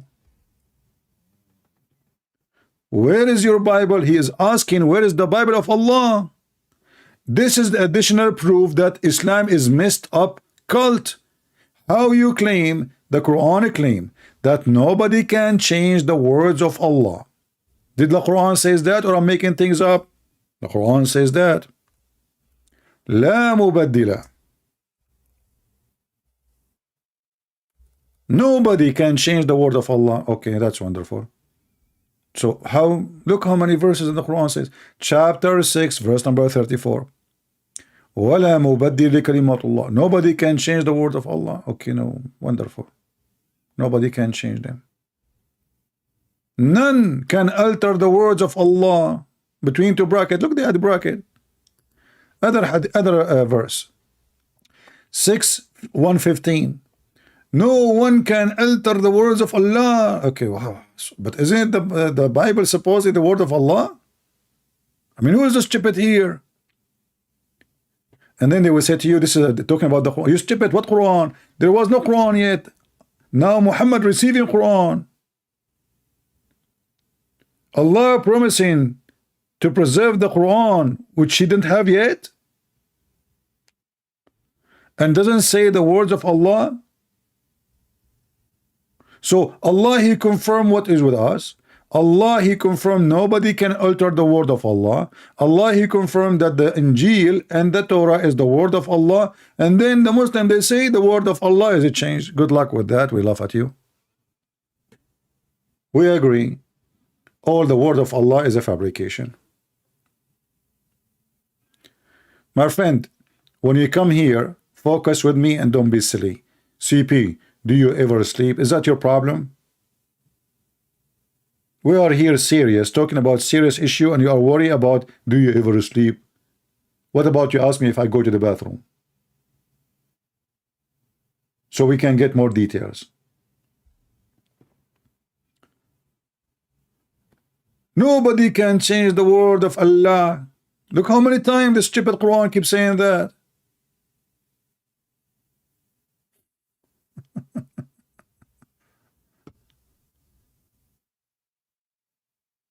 Why you don't call me? Be a man.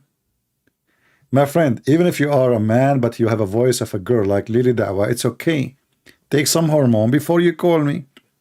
Christian Prince, I swear by Allah, I'm watching you. You coward son of Muta. What watching me? The man who want to do something, he do something. Stop talking about watching people. You watch too much. A final warning to Sher Abdul. What the heck? Final warning, you stupid idiot sitting in your house eating grape with your wife. Go do something. What about you take off your clothes like Mimi Hijab, striptease boy? The Chinese, they are scared now after he took his t-shirt. And this is why all the Muslim kings and leaders, they came kissing the ass of the Chinese president, including the kings of Saudi Arabia, Bahrain, Jordan, Morocco. I mean, you name it. If there is somebody left that did not kiss the ass of the king of the president of China. I mean, those leaders, Muslim leaders, they love to kiss ass. Trump, he came 65 president, they came to kiss his ass. Literally.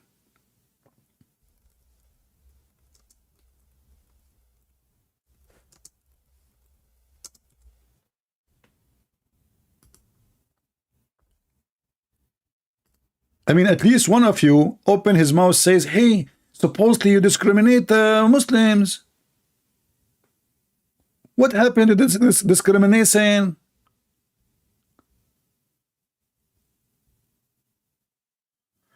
The Egyptian, I mean, you name it, man.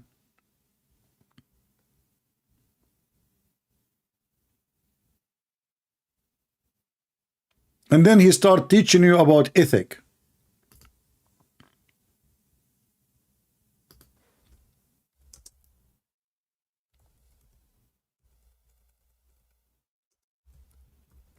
By the way, why Mimi Hijab did not take off his clothes after the Muslims, you know, did what they did? Shouldn't he take off the rest of his panties after what happened? I don't know. I mean, I think there is something missing.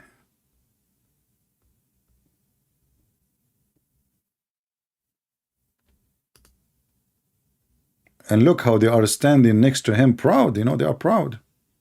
And the funny is, the American and European making sanctions on China to protect the Muslims. Just listen carefully. The European Union and the American, they put sanctions in China and they ask for the rights of Muslims, not for the Christians. Listen carefully. And the Muslims, nobody of them opened his mouth speaking of any discrimination.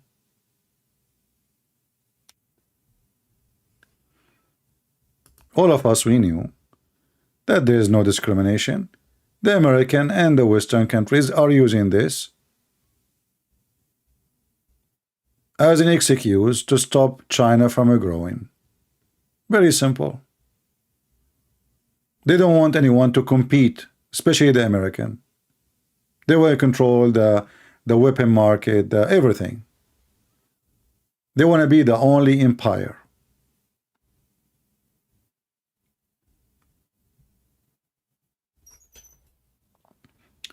The day I arrived to China, a big church has more than 20,000 Christians attended, was destroyed. The same day I arrived to China.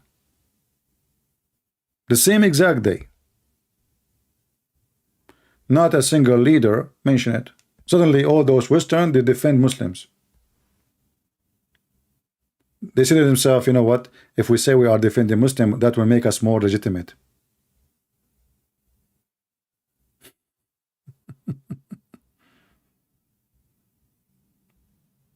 A bunch of hypocrite. And now the American, even though I don't want to change my topic, the American, they found the balloon of the Chinese spying at them, and where they shot the balloon over in the top of the sea. Have you ever heard of a smart army like the army we have? I mean, how come when the balloon was in the top of the ground, you did not shoot it there so you can grab it, and now the excuse is it's in the ocean? I mean, what happened? What happened to this country? Isn't it enough we have Joe Biden? Look what we have in the army. They shot the balloon. I mean, the balloon across all over USA. They shot the balloon when it's over the sea. And now, the brother, we cannot get the most of the balloon.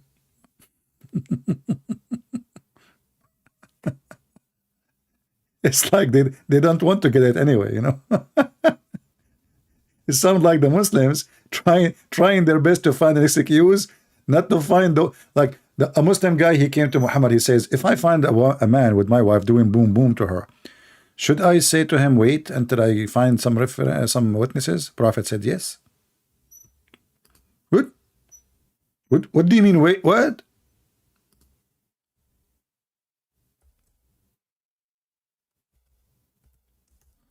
You will tell the guy, wait until I find 4 witnesses?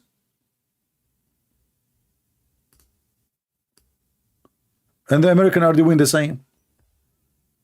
They get the balloon crossing the USA, and now we need 4 witnesses. And then by the time the command-in-chief, he ordered the balloon to be taken down, it was in the top of the ocean, and now they cannot have it. So look at this. Sa'd Ubadah said to the Messenger of Allah, what do you think if I find my wife with a man, should I give him some time until I bring 4 witnesses? In fact, the translation is false, by the way. It doesn't say give him some time. It says umhiluhu, which means I ask him, can you please continue doing boom boom to the wife, if you don't mind, please, so I can go find 4 witnesses. Have you ever heard?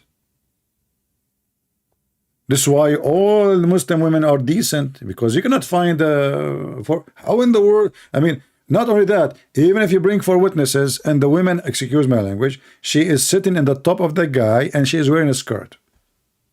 Now nobody can see his private part going in and out. According to Muhammad, there's no proof of fornication, because the 4 witnesses, they have to see his private part going in and out. This is the stupid Islam. Even if your wife found having sex and you saw it, you have no proof. In fact, if you accuse her of doing so without 4 witnesses seeing the private part, as Muhammad says, going like the pen in the inkwell, you have no proof.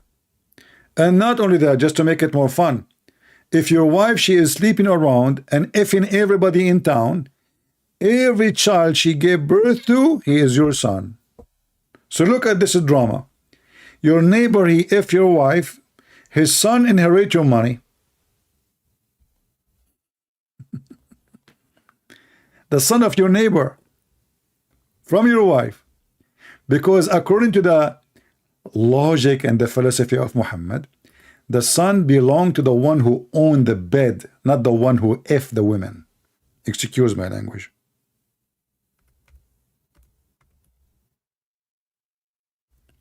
Have you ever heard of such a crazy religion? The child belonged to the bed and is stoning for the adulterer.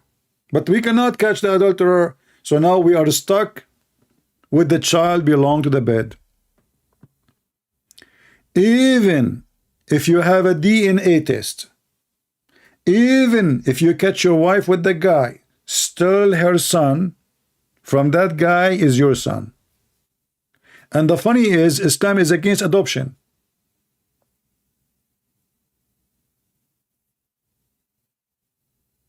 Islam is against adoption. Okay, so how this is, now I cut the wife having sex with this man. Let us assume like you are the same as Muhammad. You cannot have kids. And then your wife, she is giving you a baby, boing, boing, boing, every few months. And then you discover, okay, you know what, you can't have babies, so all of them, they are not yours. That's it.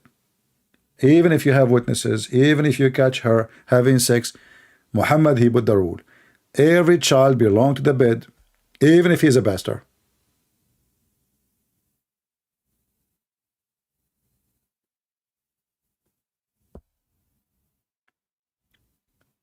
Josh, don't talk about dancing, my friend. I can show you the hadith where your prophet been rode by a bunch of African, and they rode him all day long like a donkey. Call me and I will make you read it, and then we will see who was dancing. According to the hadith, those black men, they were naked and they rode your prophet like a donkey, making sound.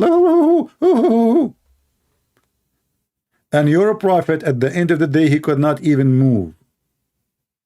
Where was Allah? Where is the angels to protect him?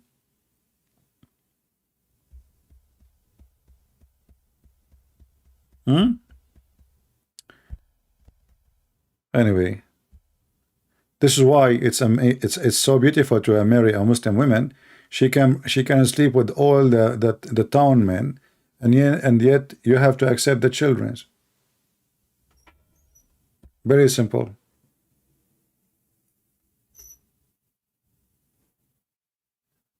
Yeah, all night long. This is a song actually. All night long. I don't remember the rest of it, but I remember this part. Yeah. Any comment from any Muhammadan? Don't forget to subscribe to this channel. We will be here for some time, and then we will go back to Christian Prince account, the other Christian Prince. Remember, we changed the name here, so easier to find us, Christian Prince 2.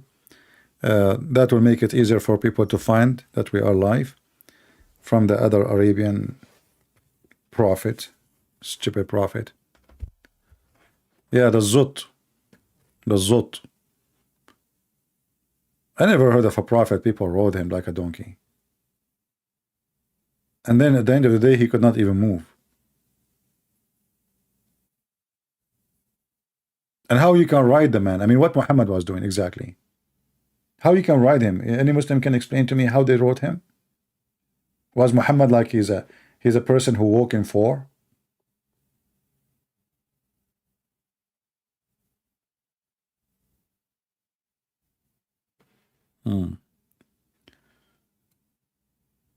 Anyway, Azut, yeah, Azut. All right. Let us inform more people that we are here, and I will try tomorrow to come back again. We continue sharing more information with you, and as you see, you know, there is endless information really to share about this mad cult, stupid cult, which is they are trying to make it look like a religion, but it's far away from being a religion. Everything Muhammad he have is a copy of somebody else. Muhammad is like the Chinese government trying to steal every technology and put it in their technology. The difference is Muhammad, he did not steal technology, he still fiction stories, stupid stories, like flying carpet of Solomon, which is true, by the way. My grandfather, he used to have one. Do you remember the woman? I said to her, what do you think about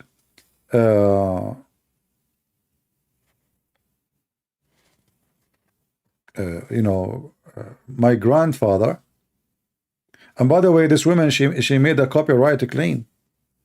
This stupid Muhammadan woman, she made a copyright. She called me in Skype. She talked to me live in public, and now because she's ashamed, she made a claim of copyright to YouTube. Can you believe it? Hypocrites and cowards. But they forgot that those videos are all over the internet. So I said to her, my grandfather, he died standing. Died standing. But nobody noticed for a year because he was holding a stick. She said to me, this doesn't make sense. The second I said to her, this is in the internet, this is in the Quran, it makes sense. She made fun of me. She said, sorry, I mean, this doesn't make sense. How is that? You know, like she was smart. The second I said, this is in the Quran,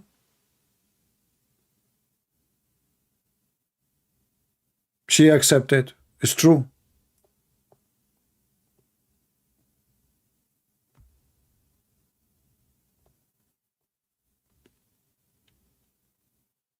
And they think they can delete their embarrassment moments they made when they call me. The second you call me Abdul, there's thousands of people downloading my videos. Don't you think if you take it from my channel, you can take it from... I didn't even keep my videos anyway. I don't keep my videos. Go like my now channel, because I'm coming here, I moved all my videos. I have only one left, maybe.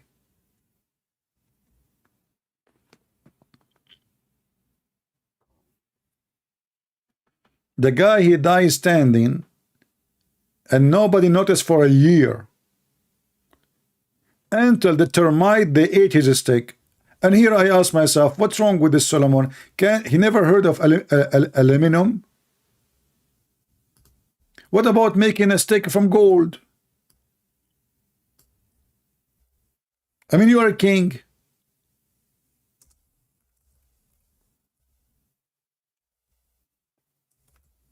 Why you are being cheap? You are a king and holding a stick from wood?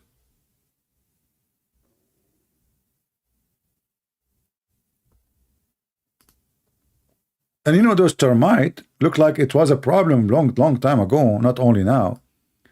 They started showing the stick of Solomon, and Solomon is standing and nobody noticed. True, I mean, it makes sense. Quran is a book of science and book of everything is true. And you know, this guy is a king.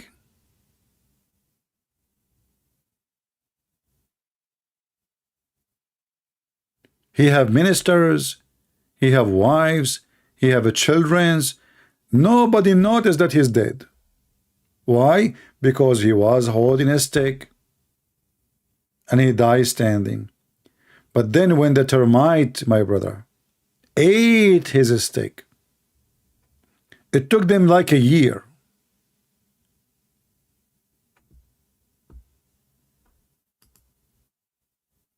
So when I said my grandfather, he died like this, and my grandmother, she did not notice, the woman, she said, this is not, it doesn't make sense.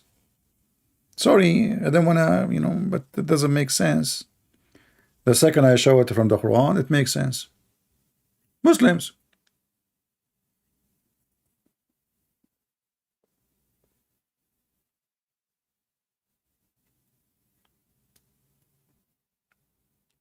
Stupid religion. When you follow Muhammadan cult, you have to accept to be dumb, silly, and all his stories is true. Otherwise, you will be in trouble in a second. Who is going to believe in such a stupid thing? I mean, and what is the purpose of this? Genie, flying carpets, divers, shaitan did dive for him. This is a cartoon. I mean, even a cartoon is not convincing for someone over the age of 6. I remember once I said to a girl, she's like little girl, I don't know, 7, 6, I don't know, I forgot the age. I said to her, I saw a broom. I said, do you see the broom? Like you can fly with it. She said to me, do you think I'm stupid?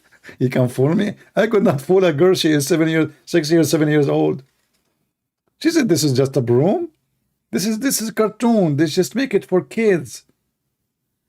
I thought she would listen to me a little bit, like we can have fun, but she got me busted right away. Even a kid, she did not believe. And Muhammad, you have a flying carpet, a flying horse, you know, even Allah, he sent him a flying donkey, took him to the 7th heaven.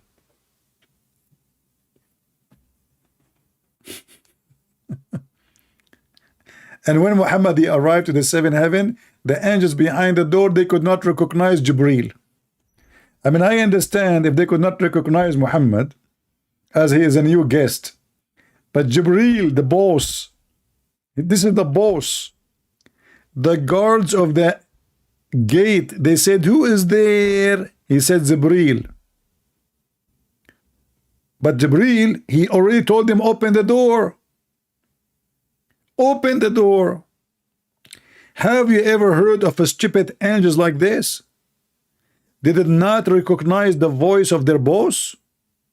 How many people they have, or how many angels in the world have the voice of Jibreel? I mean, I am a Christian Prince. If I go anywhere, anyone can recognize me from my voice. I remember once I was making a seminar in the Philippines. There's 2 girls, they came to me.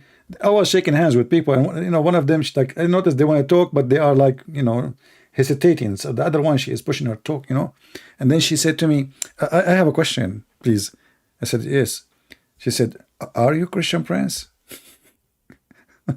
I said, maybe. She said, see, I told you. It's him.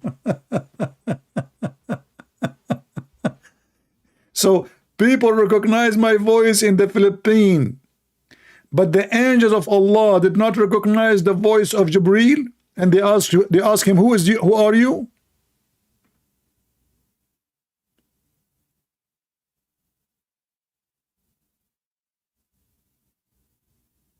And the same question repeated each time Jibreel, he arrived at the gate.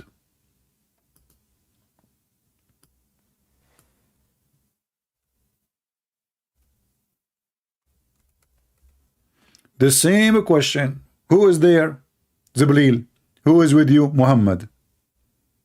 Is he invited?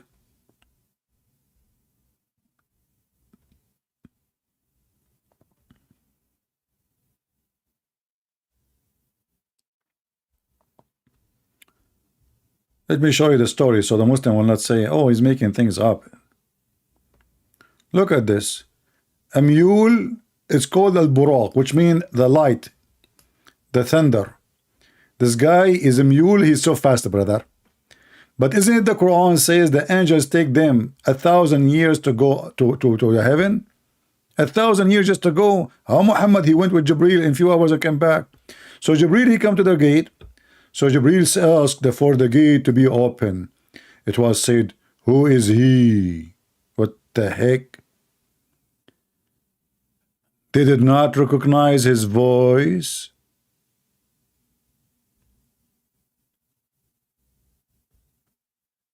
He replied, Jibreel. Okay, what if this guy is not Jibreel? You open the door.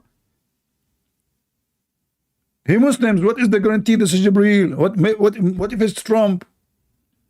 And then they said again, who is with thee? Okay, how they knew there's somebody with him? If you say to me they can see through, are they stupid? They see through. They did not see who is Jibreel, and they are asking Jibreel, who are you? Who is with you? And then he said, Muhammad. How they knew who is this guy Muhammad now? Look like Muhammad is famous. Just Muhammad. And then the security guards of the angels said, oh, okay. Has he been sent for? What the heck? They don't have his name in the checkpoint? Allah invited Muhammad to come. He did not leave his name in the gate?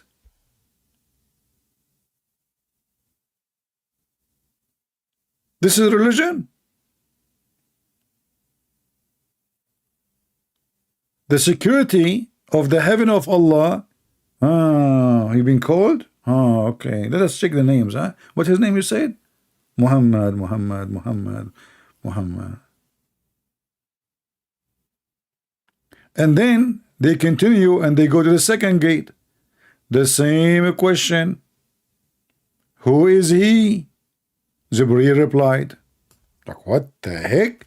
So the first gate looked like they have no connection, no phone to tell the other gate there's somebody passed already.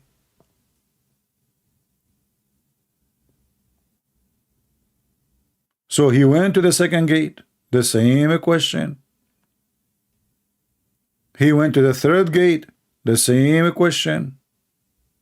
He went to the sixth gate, the same question.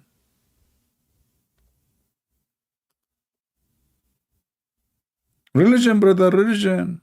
This is true religion. And look at the description of the donkey, the limousine sent by Allah. I was brought al-Buraq, who is an animal, white and long. He have to be white. Are you kidding me? Allah will not have a donkey is a black. He's racist. Longer than a donkey, but smaller than a mule. Look, what the heck? Who would place his hoof a distance of equal to the range of the vision. How he is so small, but yet his feet can reach the end of the horizon. I mean, have you ever heard of a donkey? He is so small, but yet his feet, the distance between them is so large.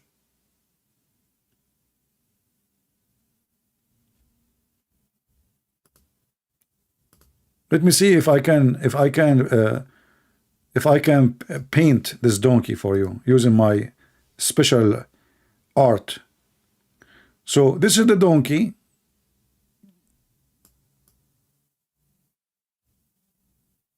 This is his tail. And now this is his feet. But his feet is so long. I cannot put it all on the screen, you know. But he is so small. But his feet goes from here to the end of the horizon, brother. What the heck is that?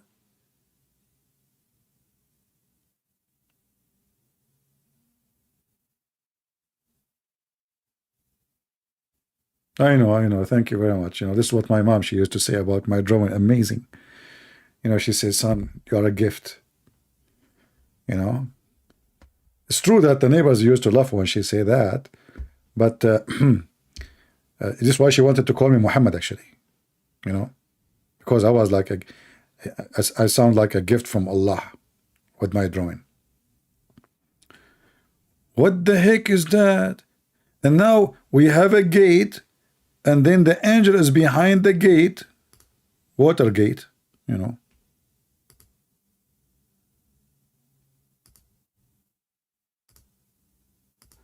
There is a gate. Yes, brother, security. So this is the door.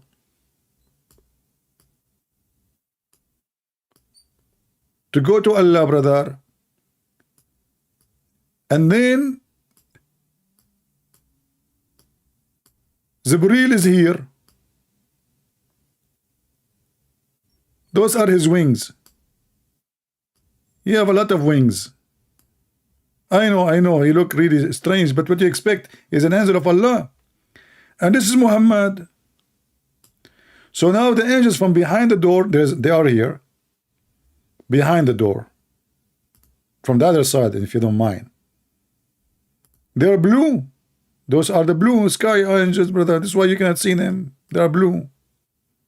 They have wings. Wings.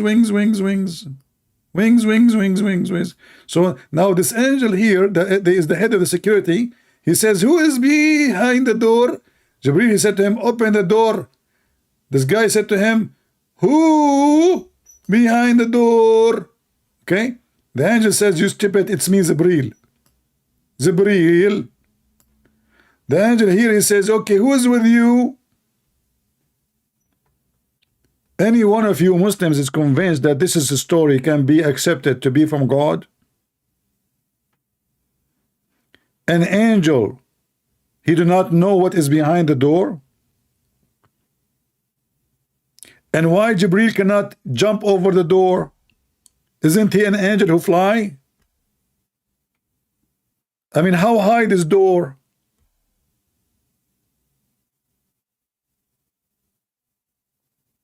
Like, just just a question, please. I mean, don't be upset. Don't be upset. Okay, so this is the okay. I have to delete the whole. I need to make a new door now. I used the wrong brush. You know what you expect. You know, when you are talking to a famous artist, we do a lot of mistakes. People do not know, by the way. They think they just come with perfect art. No. Sometimes we delete the same art, like we printed like 30, 40, 50 times until we come with something perfect. So let's make perfect one. So this is the gate of Allah.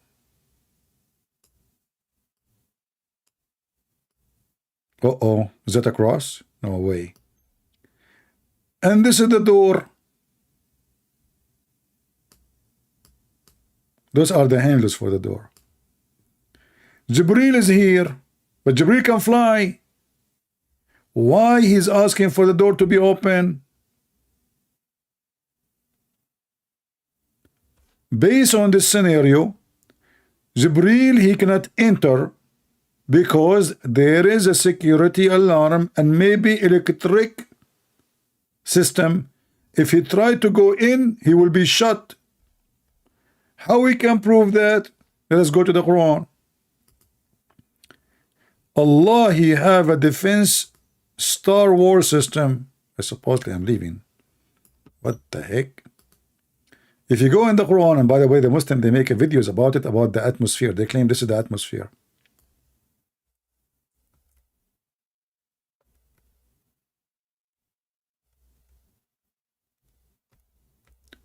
Allah, he received information that Shaitan is spying at him.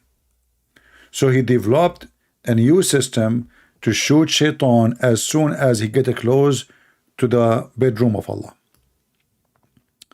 It says here, and verily we in the heaven we have set mansions of the stars,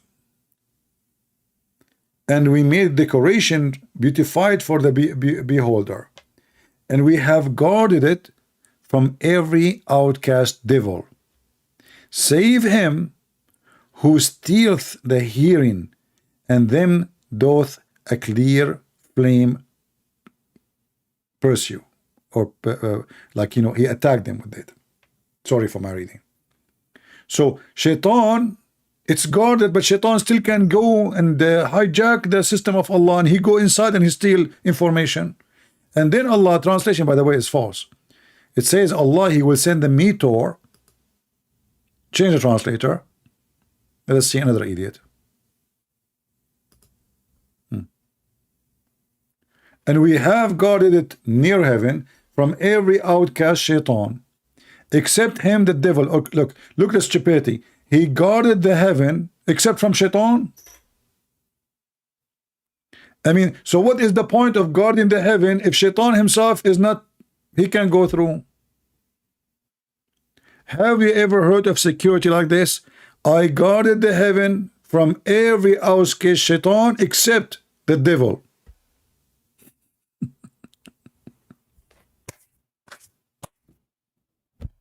But this is their daddy. Every Shaitan, brother, he cannot go to the heaven except the devil himself. So Muhammad, he divided between Satan and the devil? No, the verse doesn't say that. The verse says that I guarded from every Shaitan except the one who steal information. What do you mean? That means you did not guard anything. That means all of them, they can go. You see, the translation is false here. They say the devil. It doesn't say that. It says except the one who steal information, who steal and he hear. That means all of them, they can go. So Shaitan, he can get in and he can steal information from Allah. Yet Muhammad and Jibreel, they are asking the door to be open. And when the Shaitan he go there, Allah will shoot him. Islam is explaining the meteor we see in the sky. Why the meteor? Because Allah is shooting Shaitan in his anus. This is why Shaitan, he looked like a monkey. He have a red anus. I don't know if you saw them. They have a red butt. If you watch those monkeys in Japan, they sit in the like boiling water in the volcano area. You know, they have red ass. Trash Allah.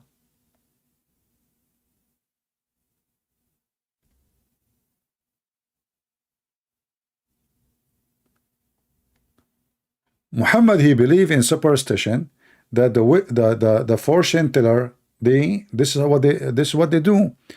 They companion or they have a friendship with the Shaitan. Shaitan, he go to Allah, he listen to Allah, he steal information, he come back to the earth, he tell the fortune teller. This is what Muhammad is saying. This is why we see in different verses in the Quran, even Allah himself, he opened a Harry Potter school to teach magic. He sent 2 angels, and again the same again. False story. Muhammad is seeing it from other culture. Most likely Harut and Marut, those are Armenian names. It's coming from Armenia. Allah, he sent 2 angels. Their name is Harut and Marut, and they opened and they landed in the Babylon Tower. And what they do? They open a school to teach magic. Before you join the school, you have to sign the disclaimer. And what is the purpose of the school? Read with me. I mean, have you ever heard of a God? He sent 2 angels to teach a school of magic so you can divorce the wife from the husband? What is the purpose of the school of Allah of magic? To separate between the man and the husband, and the wife. So if you are a person who is divorced, or you are facing a divorce, my friend, it is Harut and Marut. Why men and women they get divorced? Because of Harut and Marut. Allah, he sent 2 angels to teach black magic. So now the reason your wife, she is angry from you, she don't like you no more, because somebody put magic on you. Here we go. Top Roman said, I don't know if this is he or she, believe in this. There's a lot of idiot in the world. They believe in it. I'm telling you, there's stupid people believe in those things. Okay.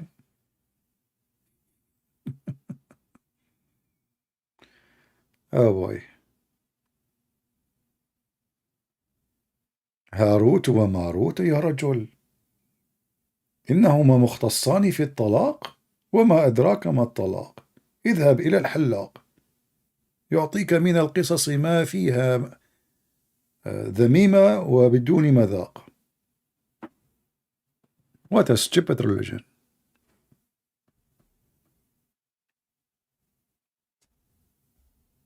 Who wanna register in the course? Hey guys, if you have a friend and actually I can make money from this. Hold on, I'm open a business, Harut and Marut. I will make a new channel. I will call it Harut and Marut Clinic. No, not clinic. Voodoo. Like you pay me like in the front, like half payment, all right, and then half payment after you get the divorce or like divorcing, not necessarily your wife, by the way. Like you don't like your neighbor, maybe. Yeah, you don't like your boss. You want him to get divorced, huh? You just contact me, brother. All right, and I will do and shish kebab hummus. Yeah, this is God. I remember once I went to a voodoo store, and people are buying. Just I went to get this guy busted. So I said, do you have like a voodoo something I can get rid of my mother-in-law? He said, yes, yes. Actually, I know that you have a problem with your mother-in-law. I said, really? He said, yeah. I said, okay, what is the problem? He said, oh, she is causing you a lot of problem. I said, well, I'm not married. You should see everybody in the store. They die laughing. He pretended that now he knew my problem. He is connected with the voodoo. He said, yes, yes, I know about yours. I know that you have a problem with your mother-in-law. I said, really? How you know? He said, I know, I know. I said, so what do you think what she's doing? She said, she's causing you a lot of problems. And right away in front of everybody, I said, but I'm not married. He looked at me. It's okay. It's time to go for lunch. We are going to close now,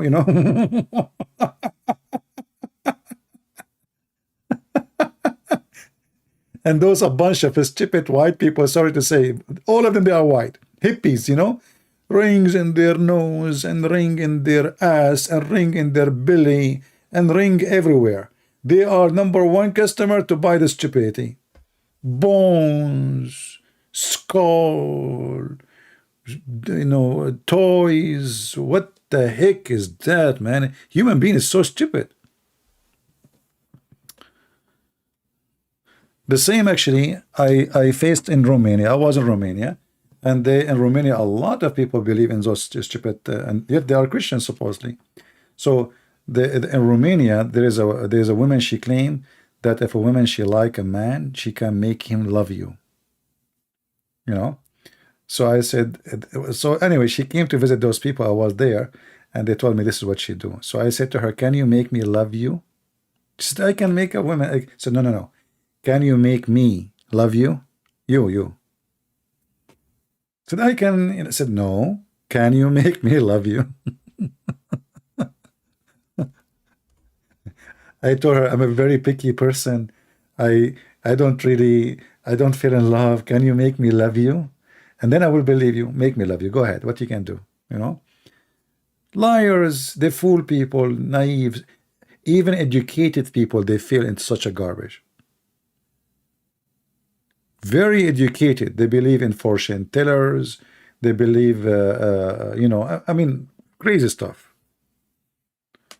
But, if you are a donkey, well, what you can say? As the Chinese, they said, he left as a donkey, never come back as a horse. So even if you have degrees, even if you have education, still you are a donkey, you believe in stupid stuff.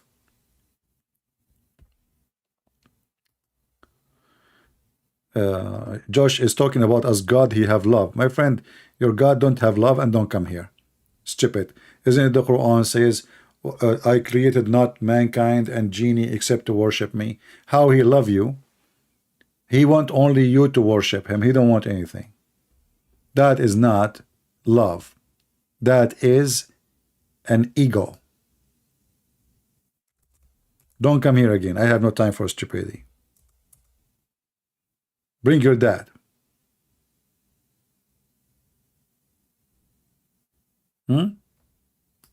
If a God of Islam, he believe in love, he will not say, I created you not for any reason except to worship me alone.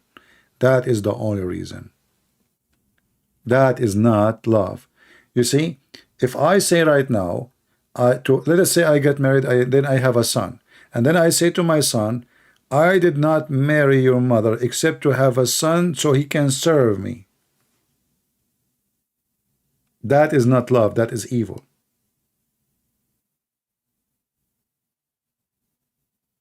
That means I did not love him, and I did not love his mother. I just want to use and abuse others. And this is your God. Face it. He is lonely, he is sick, he's an idiot, and he's looking for worshippers. In fact, Muhammad, he said, if you don't commit sin and ask Allah for forgiveness, Allah will destroy you. Another smart person saying, convert to Hinduism and you will find peace. Exactly, brother. I will go to the temple where they worship rats. And in the rat temple, I will find all the piece of a cheese which is missing in my kitchen. I mean, supposedly you are better than the Muslims? Worshipping rats. And when the husband die, we burn the wife with the husband. Peace. I'm really convinced. You remind me of what his name? Sadhguru.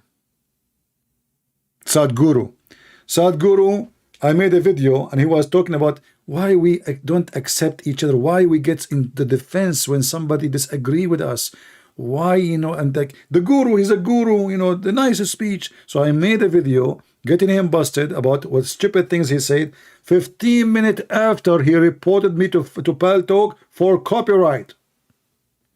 Did not even stay in YouTube for 15 minutes, the video. The whole time he's talking about accepting each other.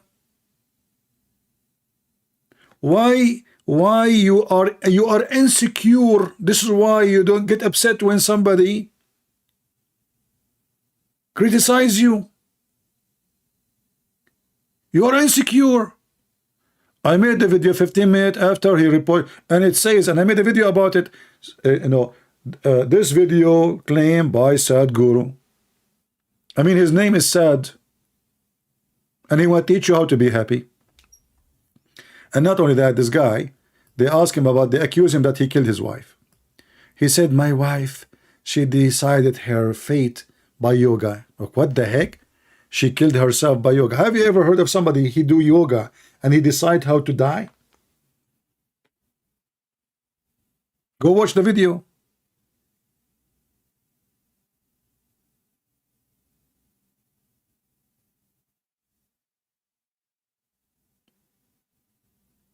If this is the case, I want to get married now. If I don't like my wife, I will teach her yoga. Oh boy. Listen, if you have a mother-in-law and she is giving you a hard time, let her join the yoga school. Yeah, I mean, what the? I thought yoga will make you happy. It turned to be no. The woman, she commits suicide by yoga.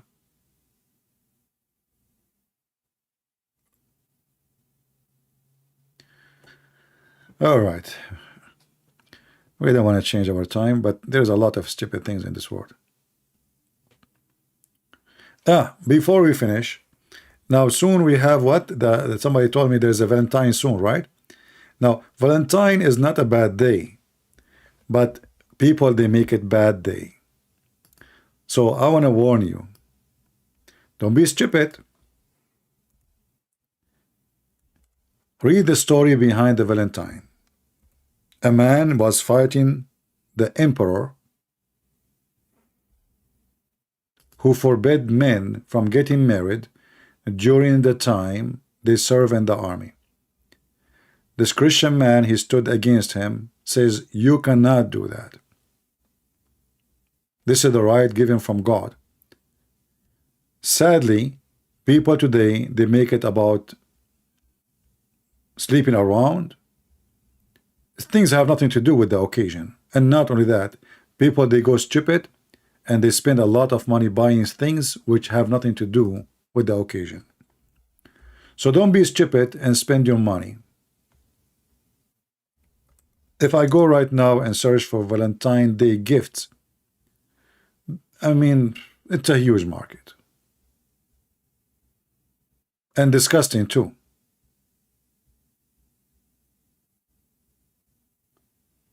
So only fools, they will fall into commerce or commercial holiday. Christmas is not about buying and selling Christmas is about celebrating Christ, occasion, not even a day. Same for the Easter. They keep creating days for the fool. Mother Day, Father Day, Grandfather Day, Sunday, Dog's Day, Women Day, Labor Day.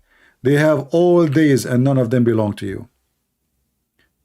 The only day belong to you is when you live a happy life. In that day, it is your day. So don't be a fool, wasting your money in stupid things. Cannot make you happy. In fact, you are wasting your money making somebody else happy.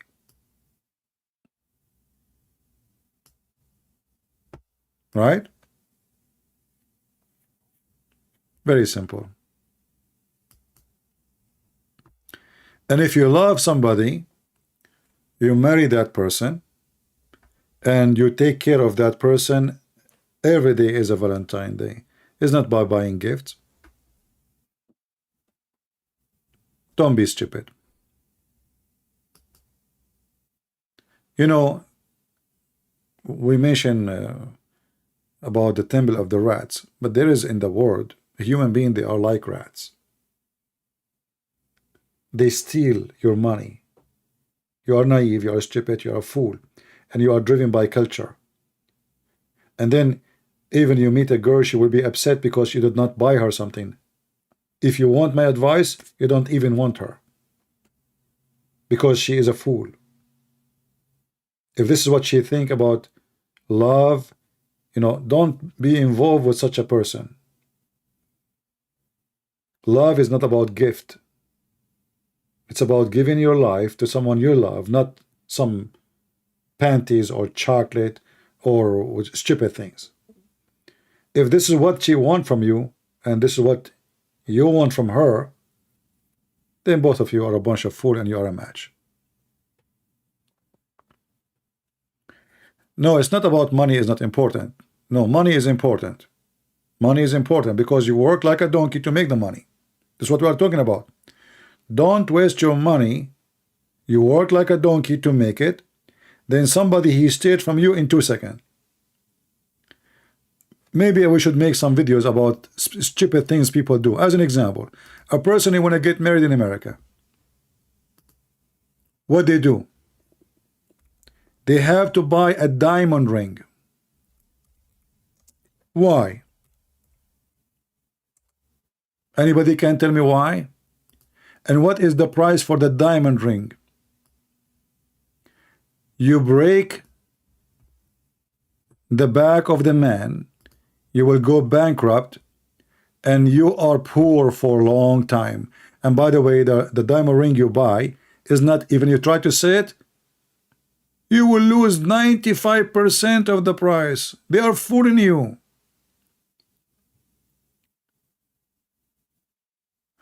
Everything became a commercial. Marriage, even the funeral. In the funeral, they want a limousine, tons of flowers. You have money, give it to the poor. The guy is dead. The guy all his life, he did not have a limousine. Now you want to give him a limousine when he died? What about you give him a limousine when he was alive? For 1 day at least. Now he's dead, you put him in limousine. Like the guy, what his name? George Floyd. The guy, he was poor man. He don't have a job. He don't have money. He is even doing crimes just to make living. And then he died. And then suddenly he have a coffin covered by gold. Limousine. Ministers came. Senators. Congressmen. What happened?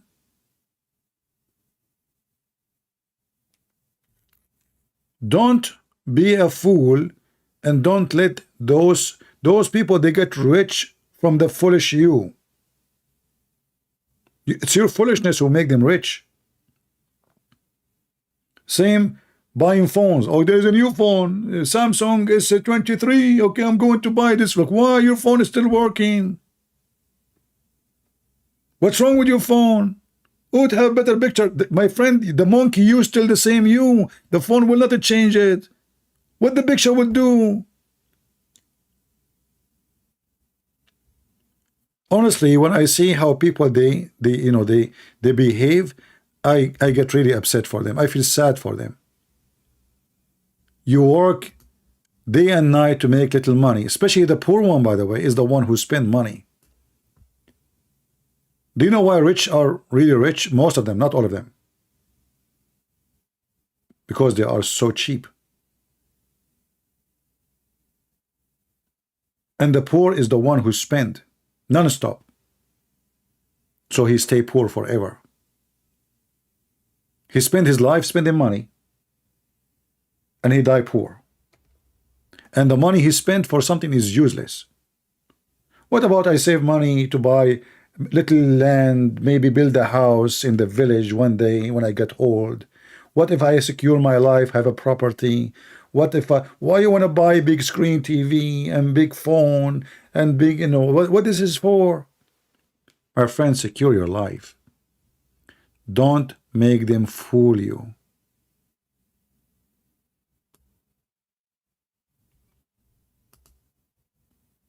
It is evil what they do to the poor people. You opened it, even when you watch YouTube, nothing but commercial. Everybody want to sell you something, and none of them is something you need. If you look around you of things you buy, I am sure that 80% of things you have at your home, you did not buy it for a good reason.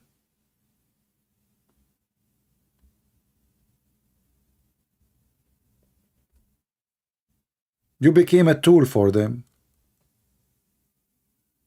They drive you by their commercial. Like the guy, what his name, the phone company, he bring his mom to the commercial, his brother-in-law, I mean, everybody in the commercial. And they are millionaires. And imagine you bring your mom to make advertising for your phone company. Do you see how cheap they are? Do you see how low they are?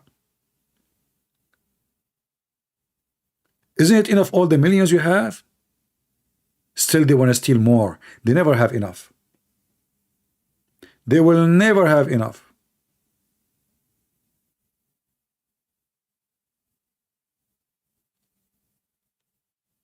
And you, because you did not have the guidance of God. You see, if we look at the Bible, you will see how the disciple of Jesus lived and how the Messiah himself lived. I understand life now is different, but nothing really changed. Always there is somebody want to buy something and sell something. In the time of Jesus, one of his disciples decided to sell Jesus. Jesus himself was sold. And today, you sell yourself to the devil without knowing.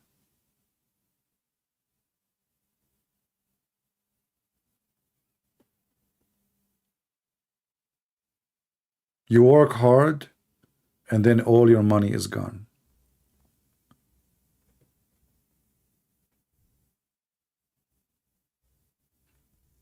All right, my friend, feel free to translate my videos.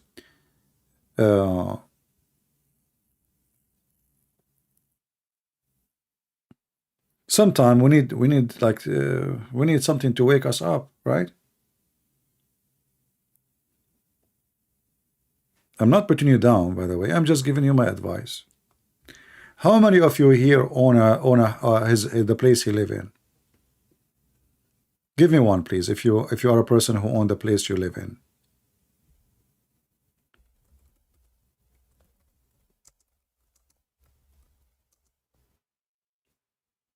Even though we are changing topic, but it's okay. Let's take a break from the garbage of Muhammad.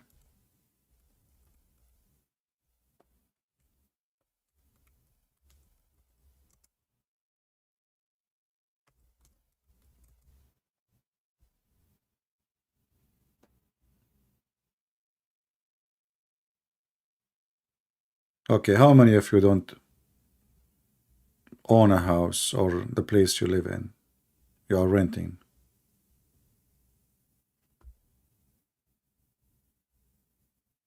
Give us two if you don't own it.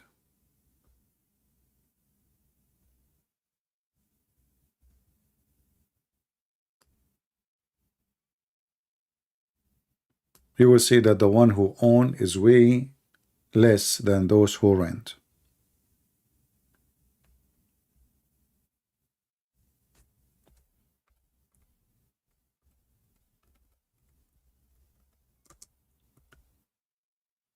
All of us, we struggle, we have hard time to establish our life. There's even people who live in a places they cannot even call the houses. But God bless them, they live in it, what they can do. My advice to those who have little income or even bigger income, the first thing you should do in your life, the first target you should do in your life is to own the place to live. You know, I am in USA, I am a stranger, I have nobody, and I went through a lot of things. But there's one good decision I made. I'm not going to rent no more. So if I have no income, I can survive. At least I have a ceiling on top of me. Nobody will come and throw me in the street. Even if my fridge is empty, even if I have no penny in my pocket, at least I can be peacefully in my house. Secure yourself before you start spending your money and buying stupid phones and cameras and all the stupid things which is useless. You can buy those things only if they will make you money. Only if they will make you money. Anything will not support your life to build better life, obviously you are doing wrong. So before you do anything, ask yourself, okay, what is the benefit of this thing I'm going to buy? Big TV. What is big TV for? Oh, well, you know, what, only people who have money will have a big TV? Yes. Because you have a bigger target first. You have a TV, but you don't have a place. Tomorrow you will lose your job, the owner will come, will ask you for the rent, will kick you out, you and your TV will be in the street.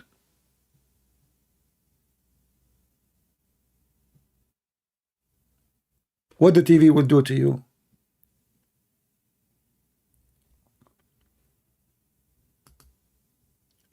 Secure your life so in the future your children will not suffer, will not go homeless. In USA, you know, this will happen everywhere. In USA, American, when they are young, they spend their life spending money in stupid things. They eat every day in the restaurant. They go vacation here and there, Bahama, Nahama, Sahama, whatever. Christmas come, Valentine come, the credit card is running like a crazy. Then they get older and then nobody will hire them and the job is really harder. And they don't have a place to live in. What is next?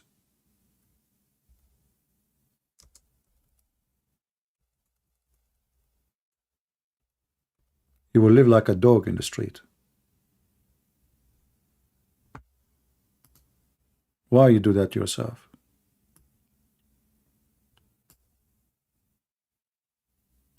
And if you are a female, they will rape you. If you are a man, they will rob you. And the police will harass you. And people will look at you down. Why? Why you want to do that to yourself?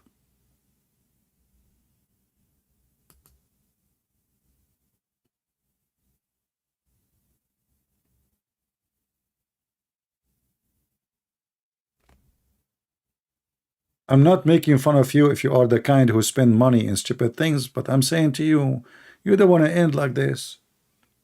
Secure yourself. Even a little tiny land in the middle of nowhere is better than nothing, because at least one day, if you lose everything, you can go, you build a shack, like you put some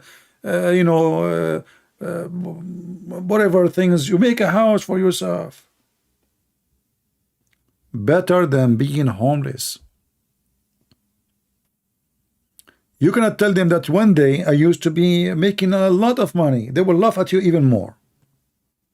Oh, I used to make a lot of money when I was 30. Well, now you are not 30. Now nobody will hire you. And actually, I witness in many countries in the world, when you get older and older, not like 40 or 50, no. If you are 30 and older, you have hard time to find a job. Can you believe it? They want to hire somebody who's 20. You are 30 years old now.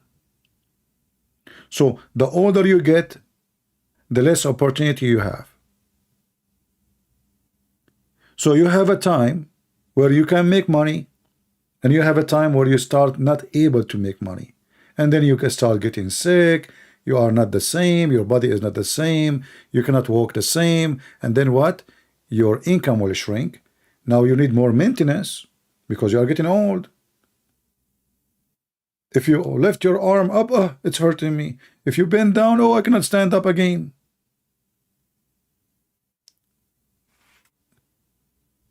So don't wait until those days come. Secure yourself and don't spend a penny. You see, if a woman, she love a man, she will be upset if he buy her a gift. She will say, save it. Like you are getting married, save it, let us buy a house. This is what a smart woman would do. Which one is better to buy you, for me, I don't know, I have a different way of thinking.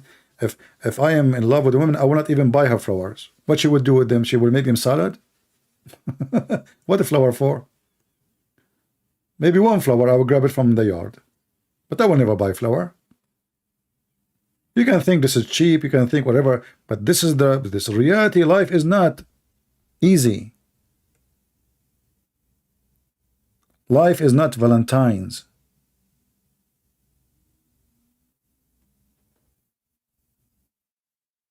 Life have hard time, sickness, death, cancer, you name it. And you waste your money for stupid things.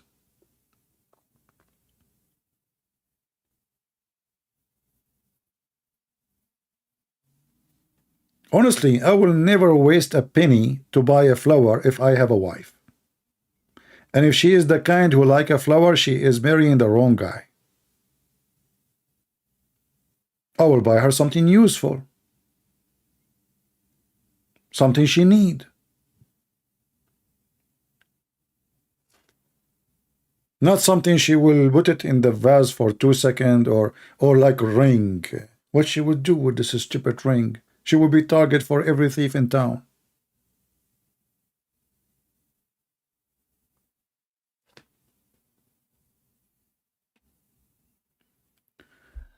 Anyway, I know some people will not like what I'm saying, especially females now. They will say, oh, I hope my husband, he did not hear his speech today. But anyway, yeah, buy her parsley is better. At least we can eat it. What we would do with the flowers, I'm not against that. What about I buy her a piece of land, so I can secure her future if you have money? Not a stupid ring. What you would do with a ring? When you go to sell your ring, do you know what the jewelry guy will say to you? 70% for the labor is gone. Look, what the heck? I spent a lot of money for this ring. They will say to you, yeah, this is the value. So you spent how much? $9,000. Okay, I can take it from you for $800. From 9,000 to 800, yes, you're lucky actually. You know what? I don't even need it. Take it. So you were a fool. You wasted a lot of money for nothing.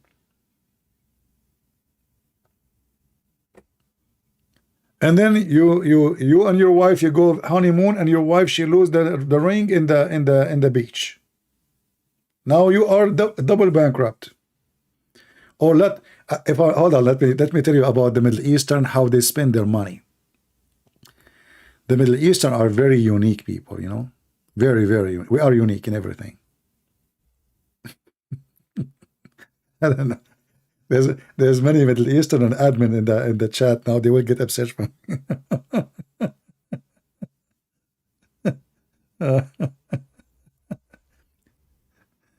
Oh boy. You will see the guy, he can afford to take a bus.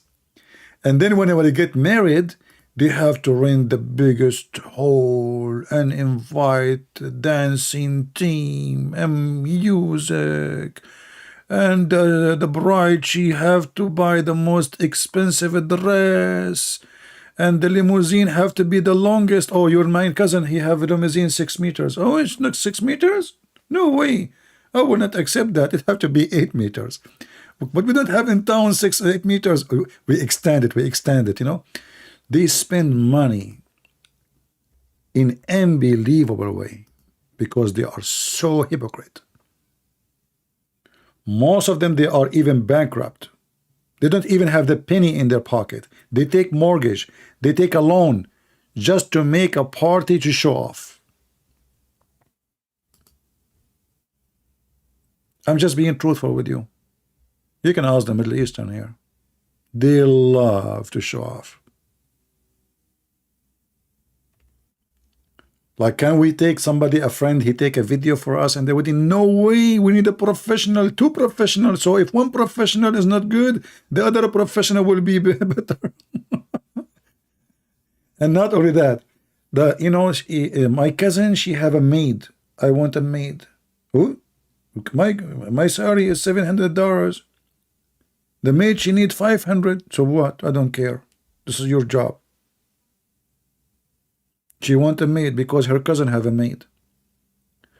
Very, very, very, very awkward society. But for sure, I'm not everybody, no. But there is a huge number. It's a sickness. Honestly, it's a sickness. It's an illness. And then even they compete about how many floors is your cake in the wedding. 7 floors? Oh my! They should see my cake. It was 10 floors.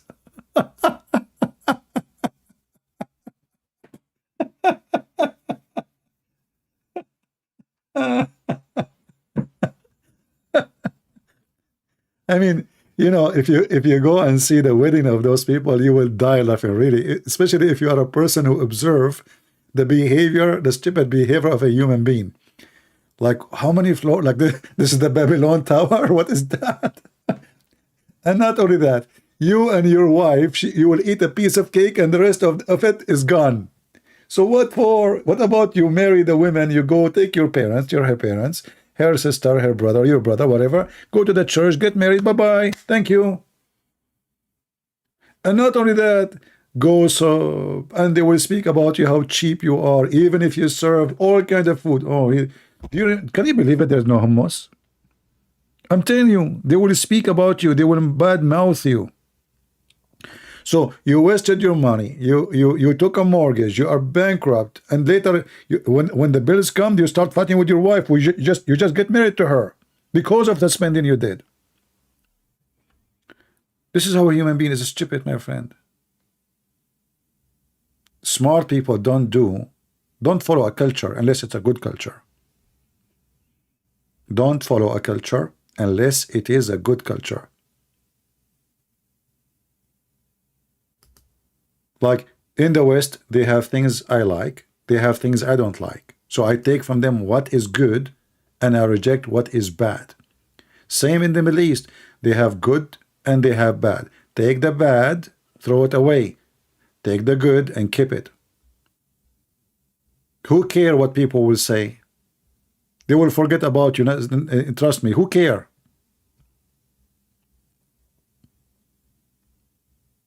If you are worrying about what people will say, you will spend your life worrying. You will not even live.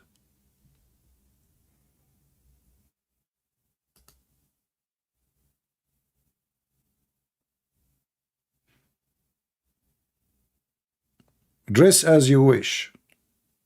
Just be modest. Don't spend money in expensive clothes, even if you have money. Because trust me, if you buy a jeans for $5 or a jeans for $1,000, nobody care. That will not make you a valuable person. That will make you a person who do not know what to live, how to live. Who care? Do you think if I look at you and you are wearing a jeans, you know, like when I was in Germany, my jeans ripped. So I start looking for a jeans. And man, the prices was crazy. In USA, we got a jeans for $10. 130, 160, 100. Man, for a stupid jeans? You go to Walmart, you get a jeans for $10. And the jeans even will stay for many years.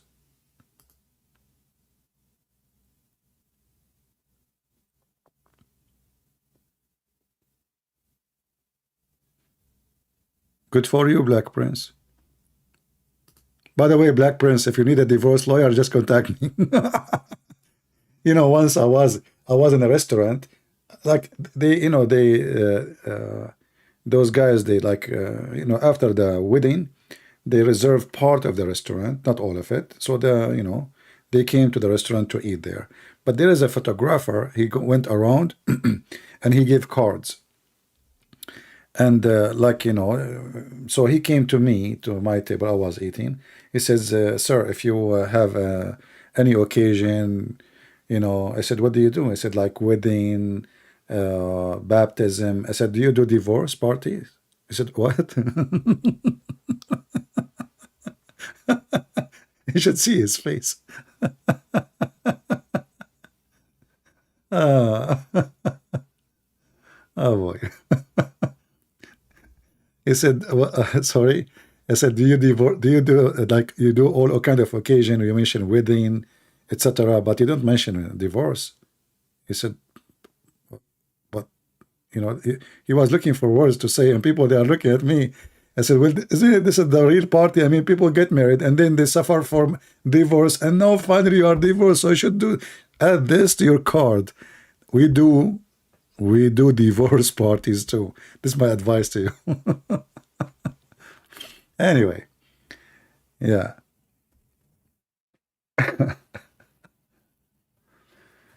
Oh, Lord have mercy. Yeah, life is, you have to be, you open TV, they force you to eat when you are not hungry because of the commercial they play. They want to sell, like, and by the way, those commercials are very powerful. Commercials are made by very professional people who can control your mind and make you do things against your will. You might think, oh, just commercial playing in TV. No. They drive you to buy. So if you are not smart, strong, you will not be able to resist their advertising.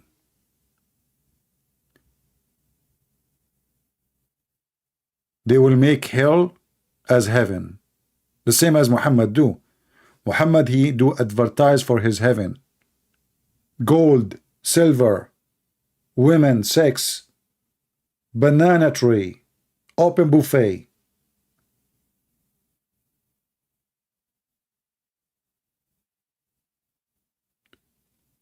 All those are salesmen. You know what? When the Lord he spoke to the disciple, he mentioned something very unique. Anyone remember? He will send you as what? Anyone remember? He will send us as what? As fishermen. What fishermen mean?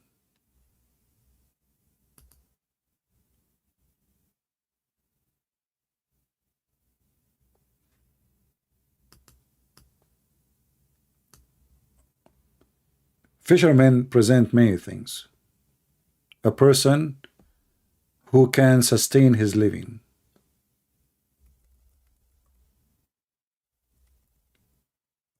A person who can support himself. A person who can feed others. Many, many things. Jesus never wanted us to be consumers. He wanted us to be providers, hardworking people, and not to depend in someone else. And in our life trip, we save lives. And we provide life. So don't be a silly buyer. Be a fisherman.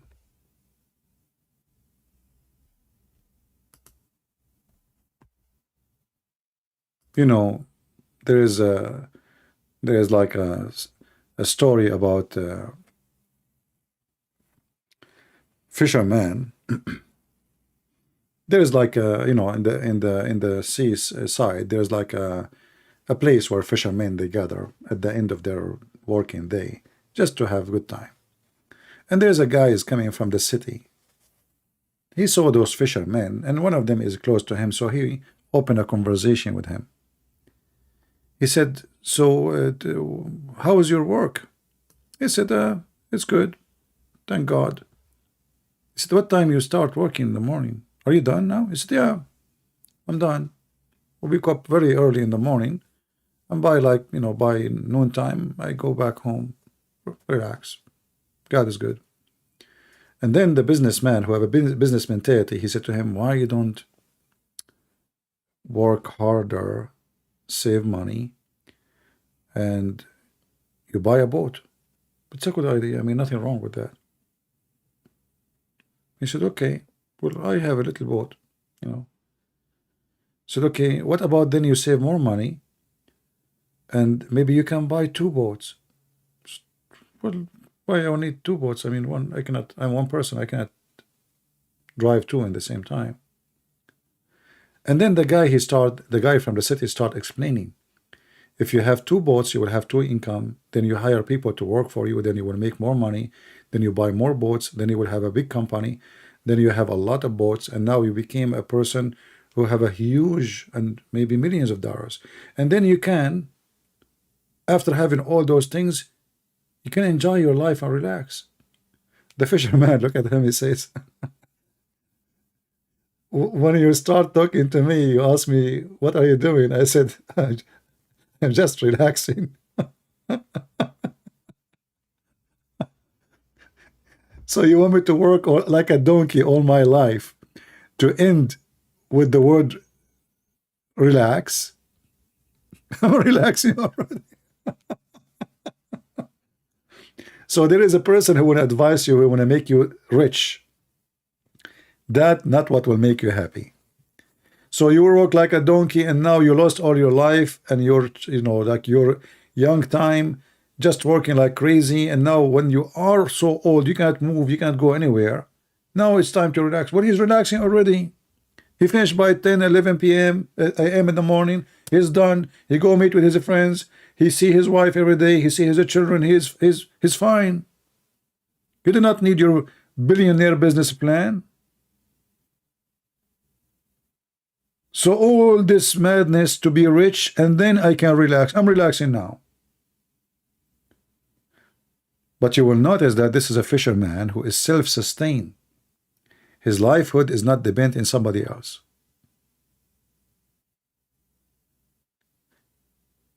And that make his life more secure than many of us life, because we are dependent in someone else.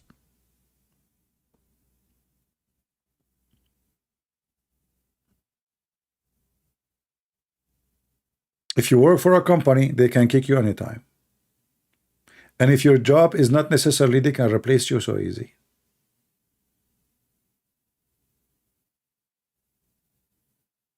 You depend on them. They don't depend on you.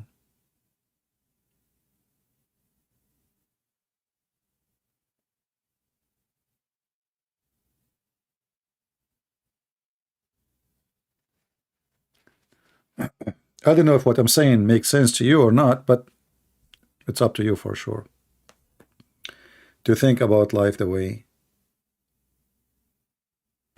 You can't be a fisherman because you got seasick. Oh, I have a solution for you. Drink camel urine, go to the sea. You will not get sick from the sea no more, because now you will get sick from the camel urine. So you will forget about the seasick. I'm living in the rented flat, CP. No problem. You see, me myself, I rented when I came to the state. What I can do, But you work, you work hard. You put a target in front of you. Any money you want to spend in something will not help you to be secure. Is the wrong money to spend. My friend, most of people are poor. So you live in an apartment, you are renting. That is very normal. But what is not normal is to stay there forever. That means you are not doing the right thing. And not only that, if you stay in an apartment, let's say you are paying $1,500 a month, which is usually, it's a lot more. After 10 years, do you know how much money you spent? This money can buy you a nice villa. All the money you spend on rent is gone. You cannot take it back. So if you can buy a property to build a little house somewhere, is better than living in the most fancy area in the town, paying rent. There, if you have a little property, you don't pay rent, and then you will notice how much money you will be able to save, because most of your income goes to rent. Number one, let us say, reason to lose income in USA is paying rent. The guy worked for Walmart, he make $3,000, he pay $1,700 for the rent, at least. What is left? You have a children, you have a wife, you have etc. You have you need to buy for the kid need this, the daughter need this, and then you find you have no money left, because most of your money is taken by the landlord.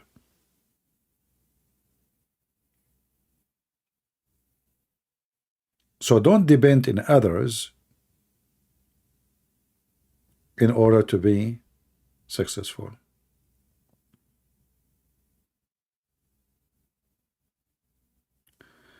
All right, my friend, God bless your life is now. I like your name. Here we go. You are saying I am old, was abused most of my years, and earn enough to pay my bills. And look, you are saying your name is life is now. Good. You are strong. So, but we need to learn. We need to learn. And we need to learn from people like the person there, our friend, who he said he been abused. And when you get older, my friend, you can get abused more, because many people now will take advantage of you. Did you hear about the scammers who called old people to steal their money? It happened every day to hundreds of thousands of people. They target old people. They call a woman from the bank. They say to her, we're from the bank. Somebody hacked your account. We will send you a link. Please put your password, change it. The woman, she is old. She don't know. It's hardly she can use the computer. She go there. She give them the password. Can you confirm your social security for us? She confirm it. She give it to them. Evil, my friend, evil is everywhere. The devil is real. And there's people who worship the devil for real. They will love to abuse you. They don't care if you die like a rat. So you have to be smart.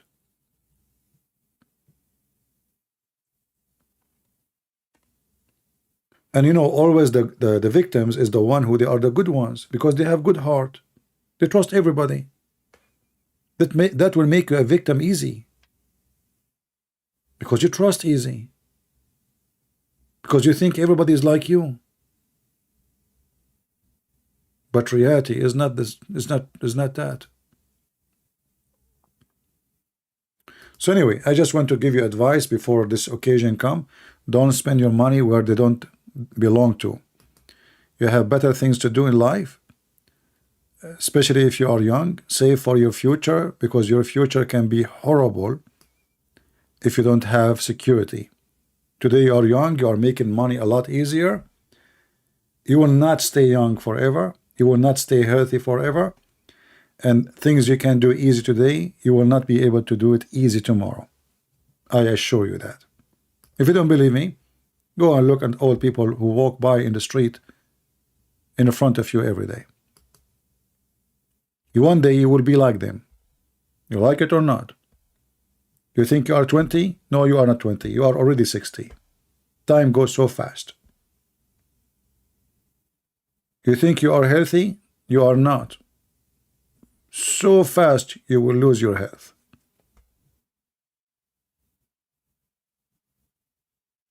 So don't waste your money, don't waste your time, don't be fool, Valentine and etc.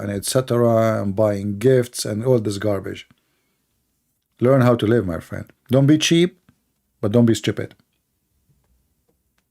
I don't like cheap people, by the way. Cheap people are mentally ill. It's a kind of phobia. Don't live cheap. No, never live cheap.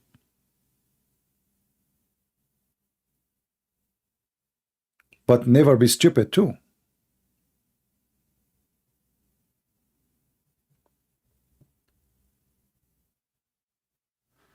I am not practical. Okay, you are the practical person. All right. I am not practical. Yeah. Uh, yeah, you know, like I remember, like many Filipinos, they work in Saudi Arabia all year long, and now he want to go to the Philippines. He buy phones to his family, cameras, keyboard. Why?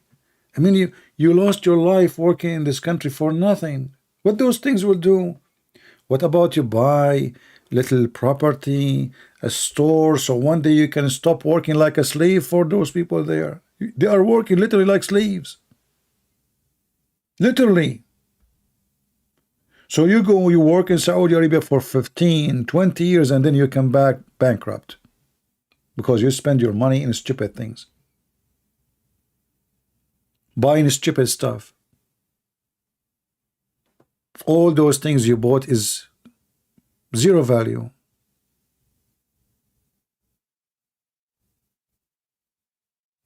I rented a house, cost $13 a month. That's a good rent. But where do you live, my friend, long? You cannot be in USA. In USA, that will not pay for a half hour rent. Yeah. And this is why actually, you know, some people think if they come to a different country like the West, they will have a better life. Not necessarily. Being a fisherman, as I mentioned, that person in Indonesia can be maybe more happy for you from living in New York. Because in New York, you will live like a rat. You will work all day long. You will lose all your friends. You will speak a language it's not yours. You will eat food you don't like. You will rent an apartment in the size of a rat house and you spend all your salary. So why you want to go there? Living cheap is you don't spend when you should. That is cheap. As an example, your son, he need clothing. You buy it for him. But you don't buy him clothing when he do not need clothing. Your wife, she needs something, you buy it for her. She need it. You buy it. That is the cheap. When you don't spend when you should spend. People who are cheap, I don't even respect them. Because then now you are worshiping money. Money should serve us, not the opposite.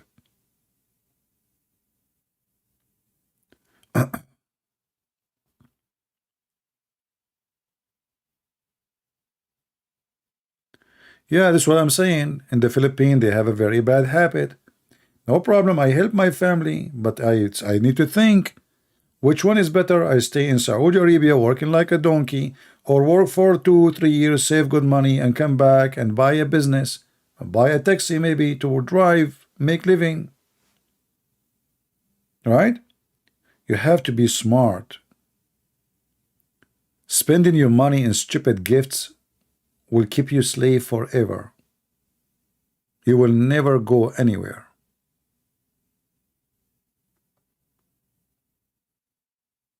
Wonderful. So why I want to go to America if I can have a house in Indonesia for $100 a month?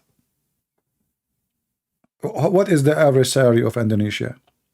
Because always we have to remember that money is relative, is not the number.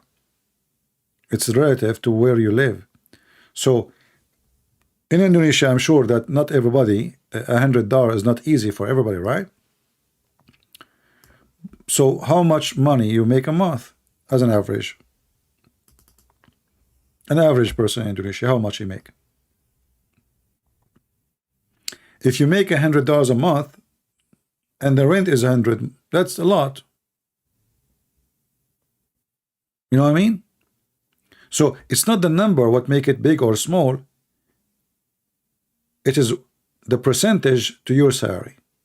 So if my mortgage is $100 and my salary is 1,000, good. Still I have $900 to live with him, and I will own my house later. So when you say why 100, it can be a lot. You know what I mean? So it's not just a number. It's how much money you make.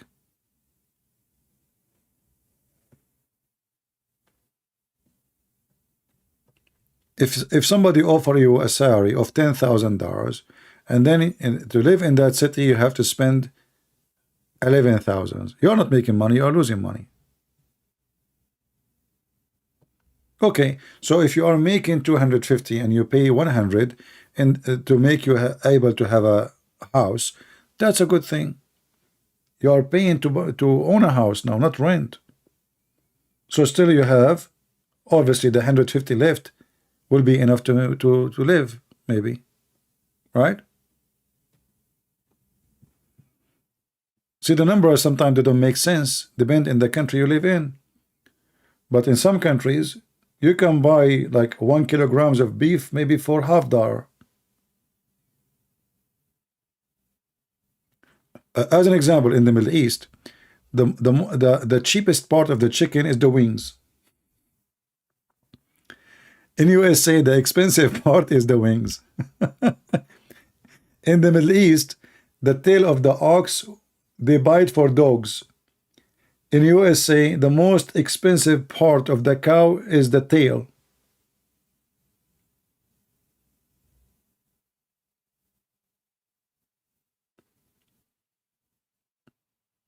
Every country have different life standard and things that expensive, cheap. So you have to measure your income with your country. It's just not just a number.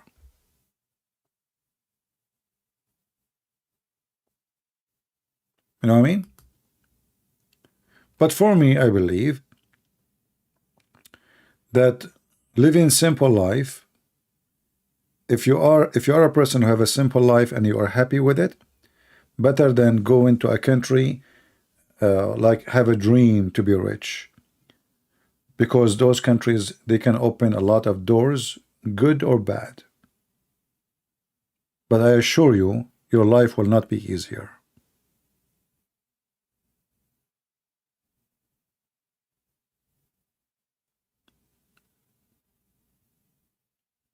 So you have to be careful.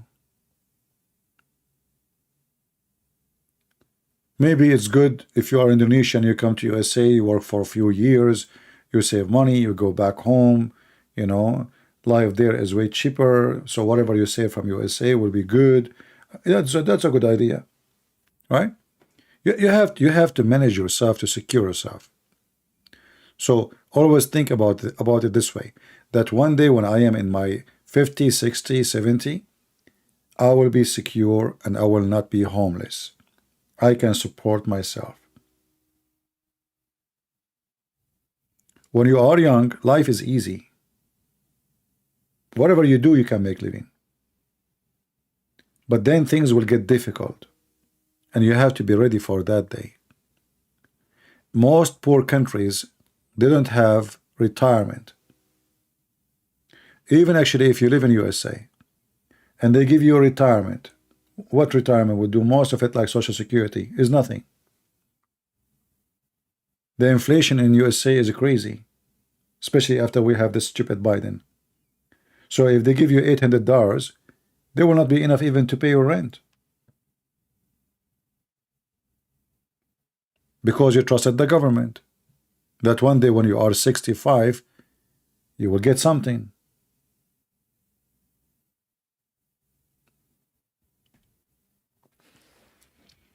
So be smart and don't depend on others, and don't spend your money. The whole idea is, don't spend your money in something is not useful for you. Always, before you make a purchase, whatever it is, think what is the use for it and how it can help me tomorrow, not just today. Is it necessarily? Do I really need it? Like you watch a commercial, oh, they have a new phone. Okay, do you really need to buy one? Is your phone to have you have now is working? If it's working, why you want to buy a new one? Just give me a reason. There's no reason, except being a fool. You decide to spend your money, give it to the rich ones. They get rich, you stay poor.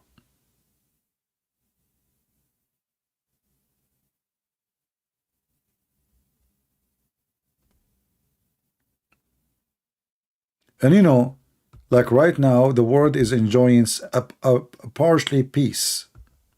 Imagine if the war goes tomorrow. Do you know how much suffering will have? Like now, Ukraine, the war in Ukraine. If they did not make a deal to make the wheat of Ukraine go out, many countries around the world, they will go in war, civil war immediately. Actually, Egypt economy now is collapsing because of the war of Ukraine. This country, whole country, live in bread. And the bread price there becomes so expensive.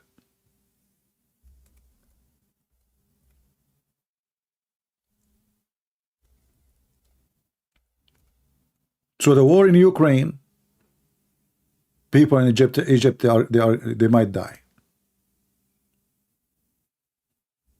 You know what I mean? What the war in Ukraine have to do with you? Because many of those countries, they are not self-sustained. Their food, their livestock is based in somebody else. In USA, if we go in war with China, the American will go naked. Literally. We buy everything from China. So if war happened, and especially the war between the giants, the whole earth is doomed. And then you will lose your job.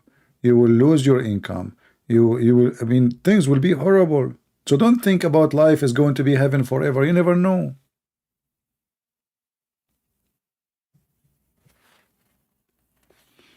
And not to forget disaster, volcano, earthquake, I mean crazy stuff.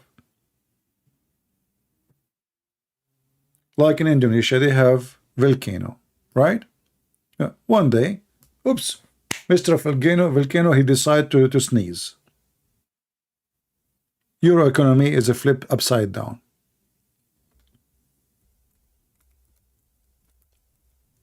And you have to leave your house. And this is if you are lucky, you are not dead yet.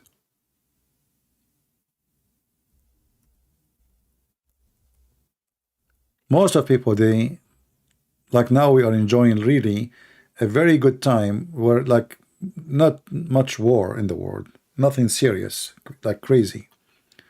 But those things can change so fast, especially if we have like idiots who they are leaders. Everything can switch upside down in the blink of an eye.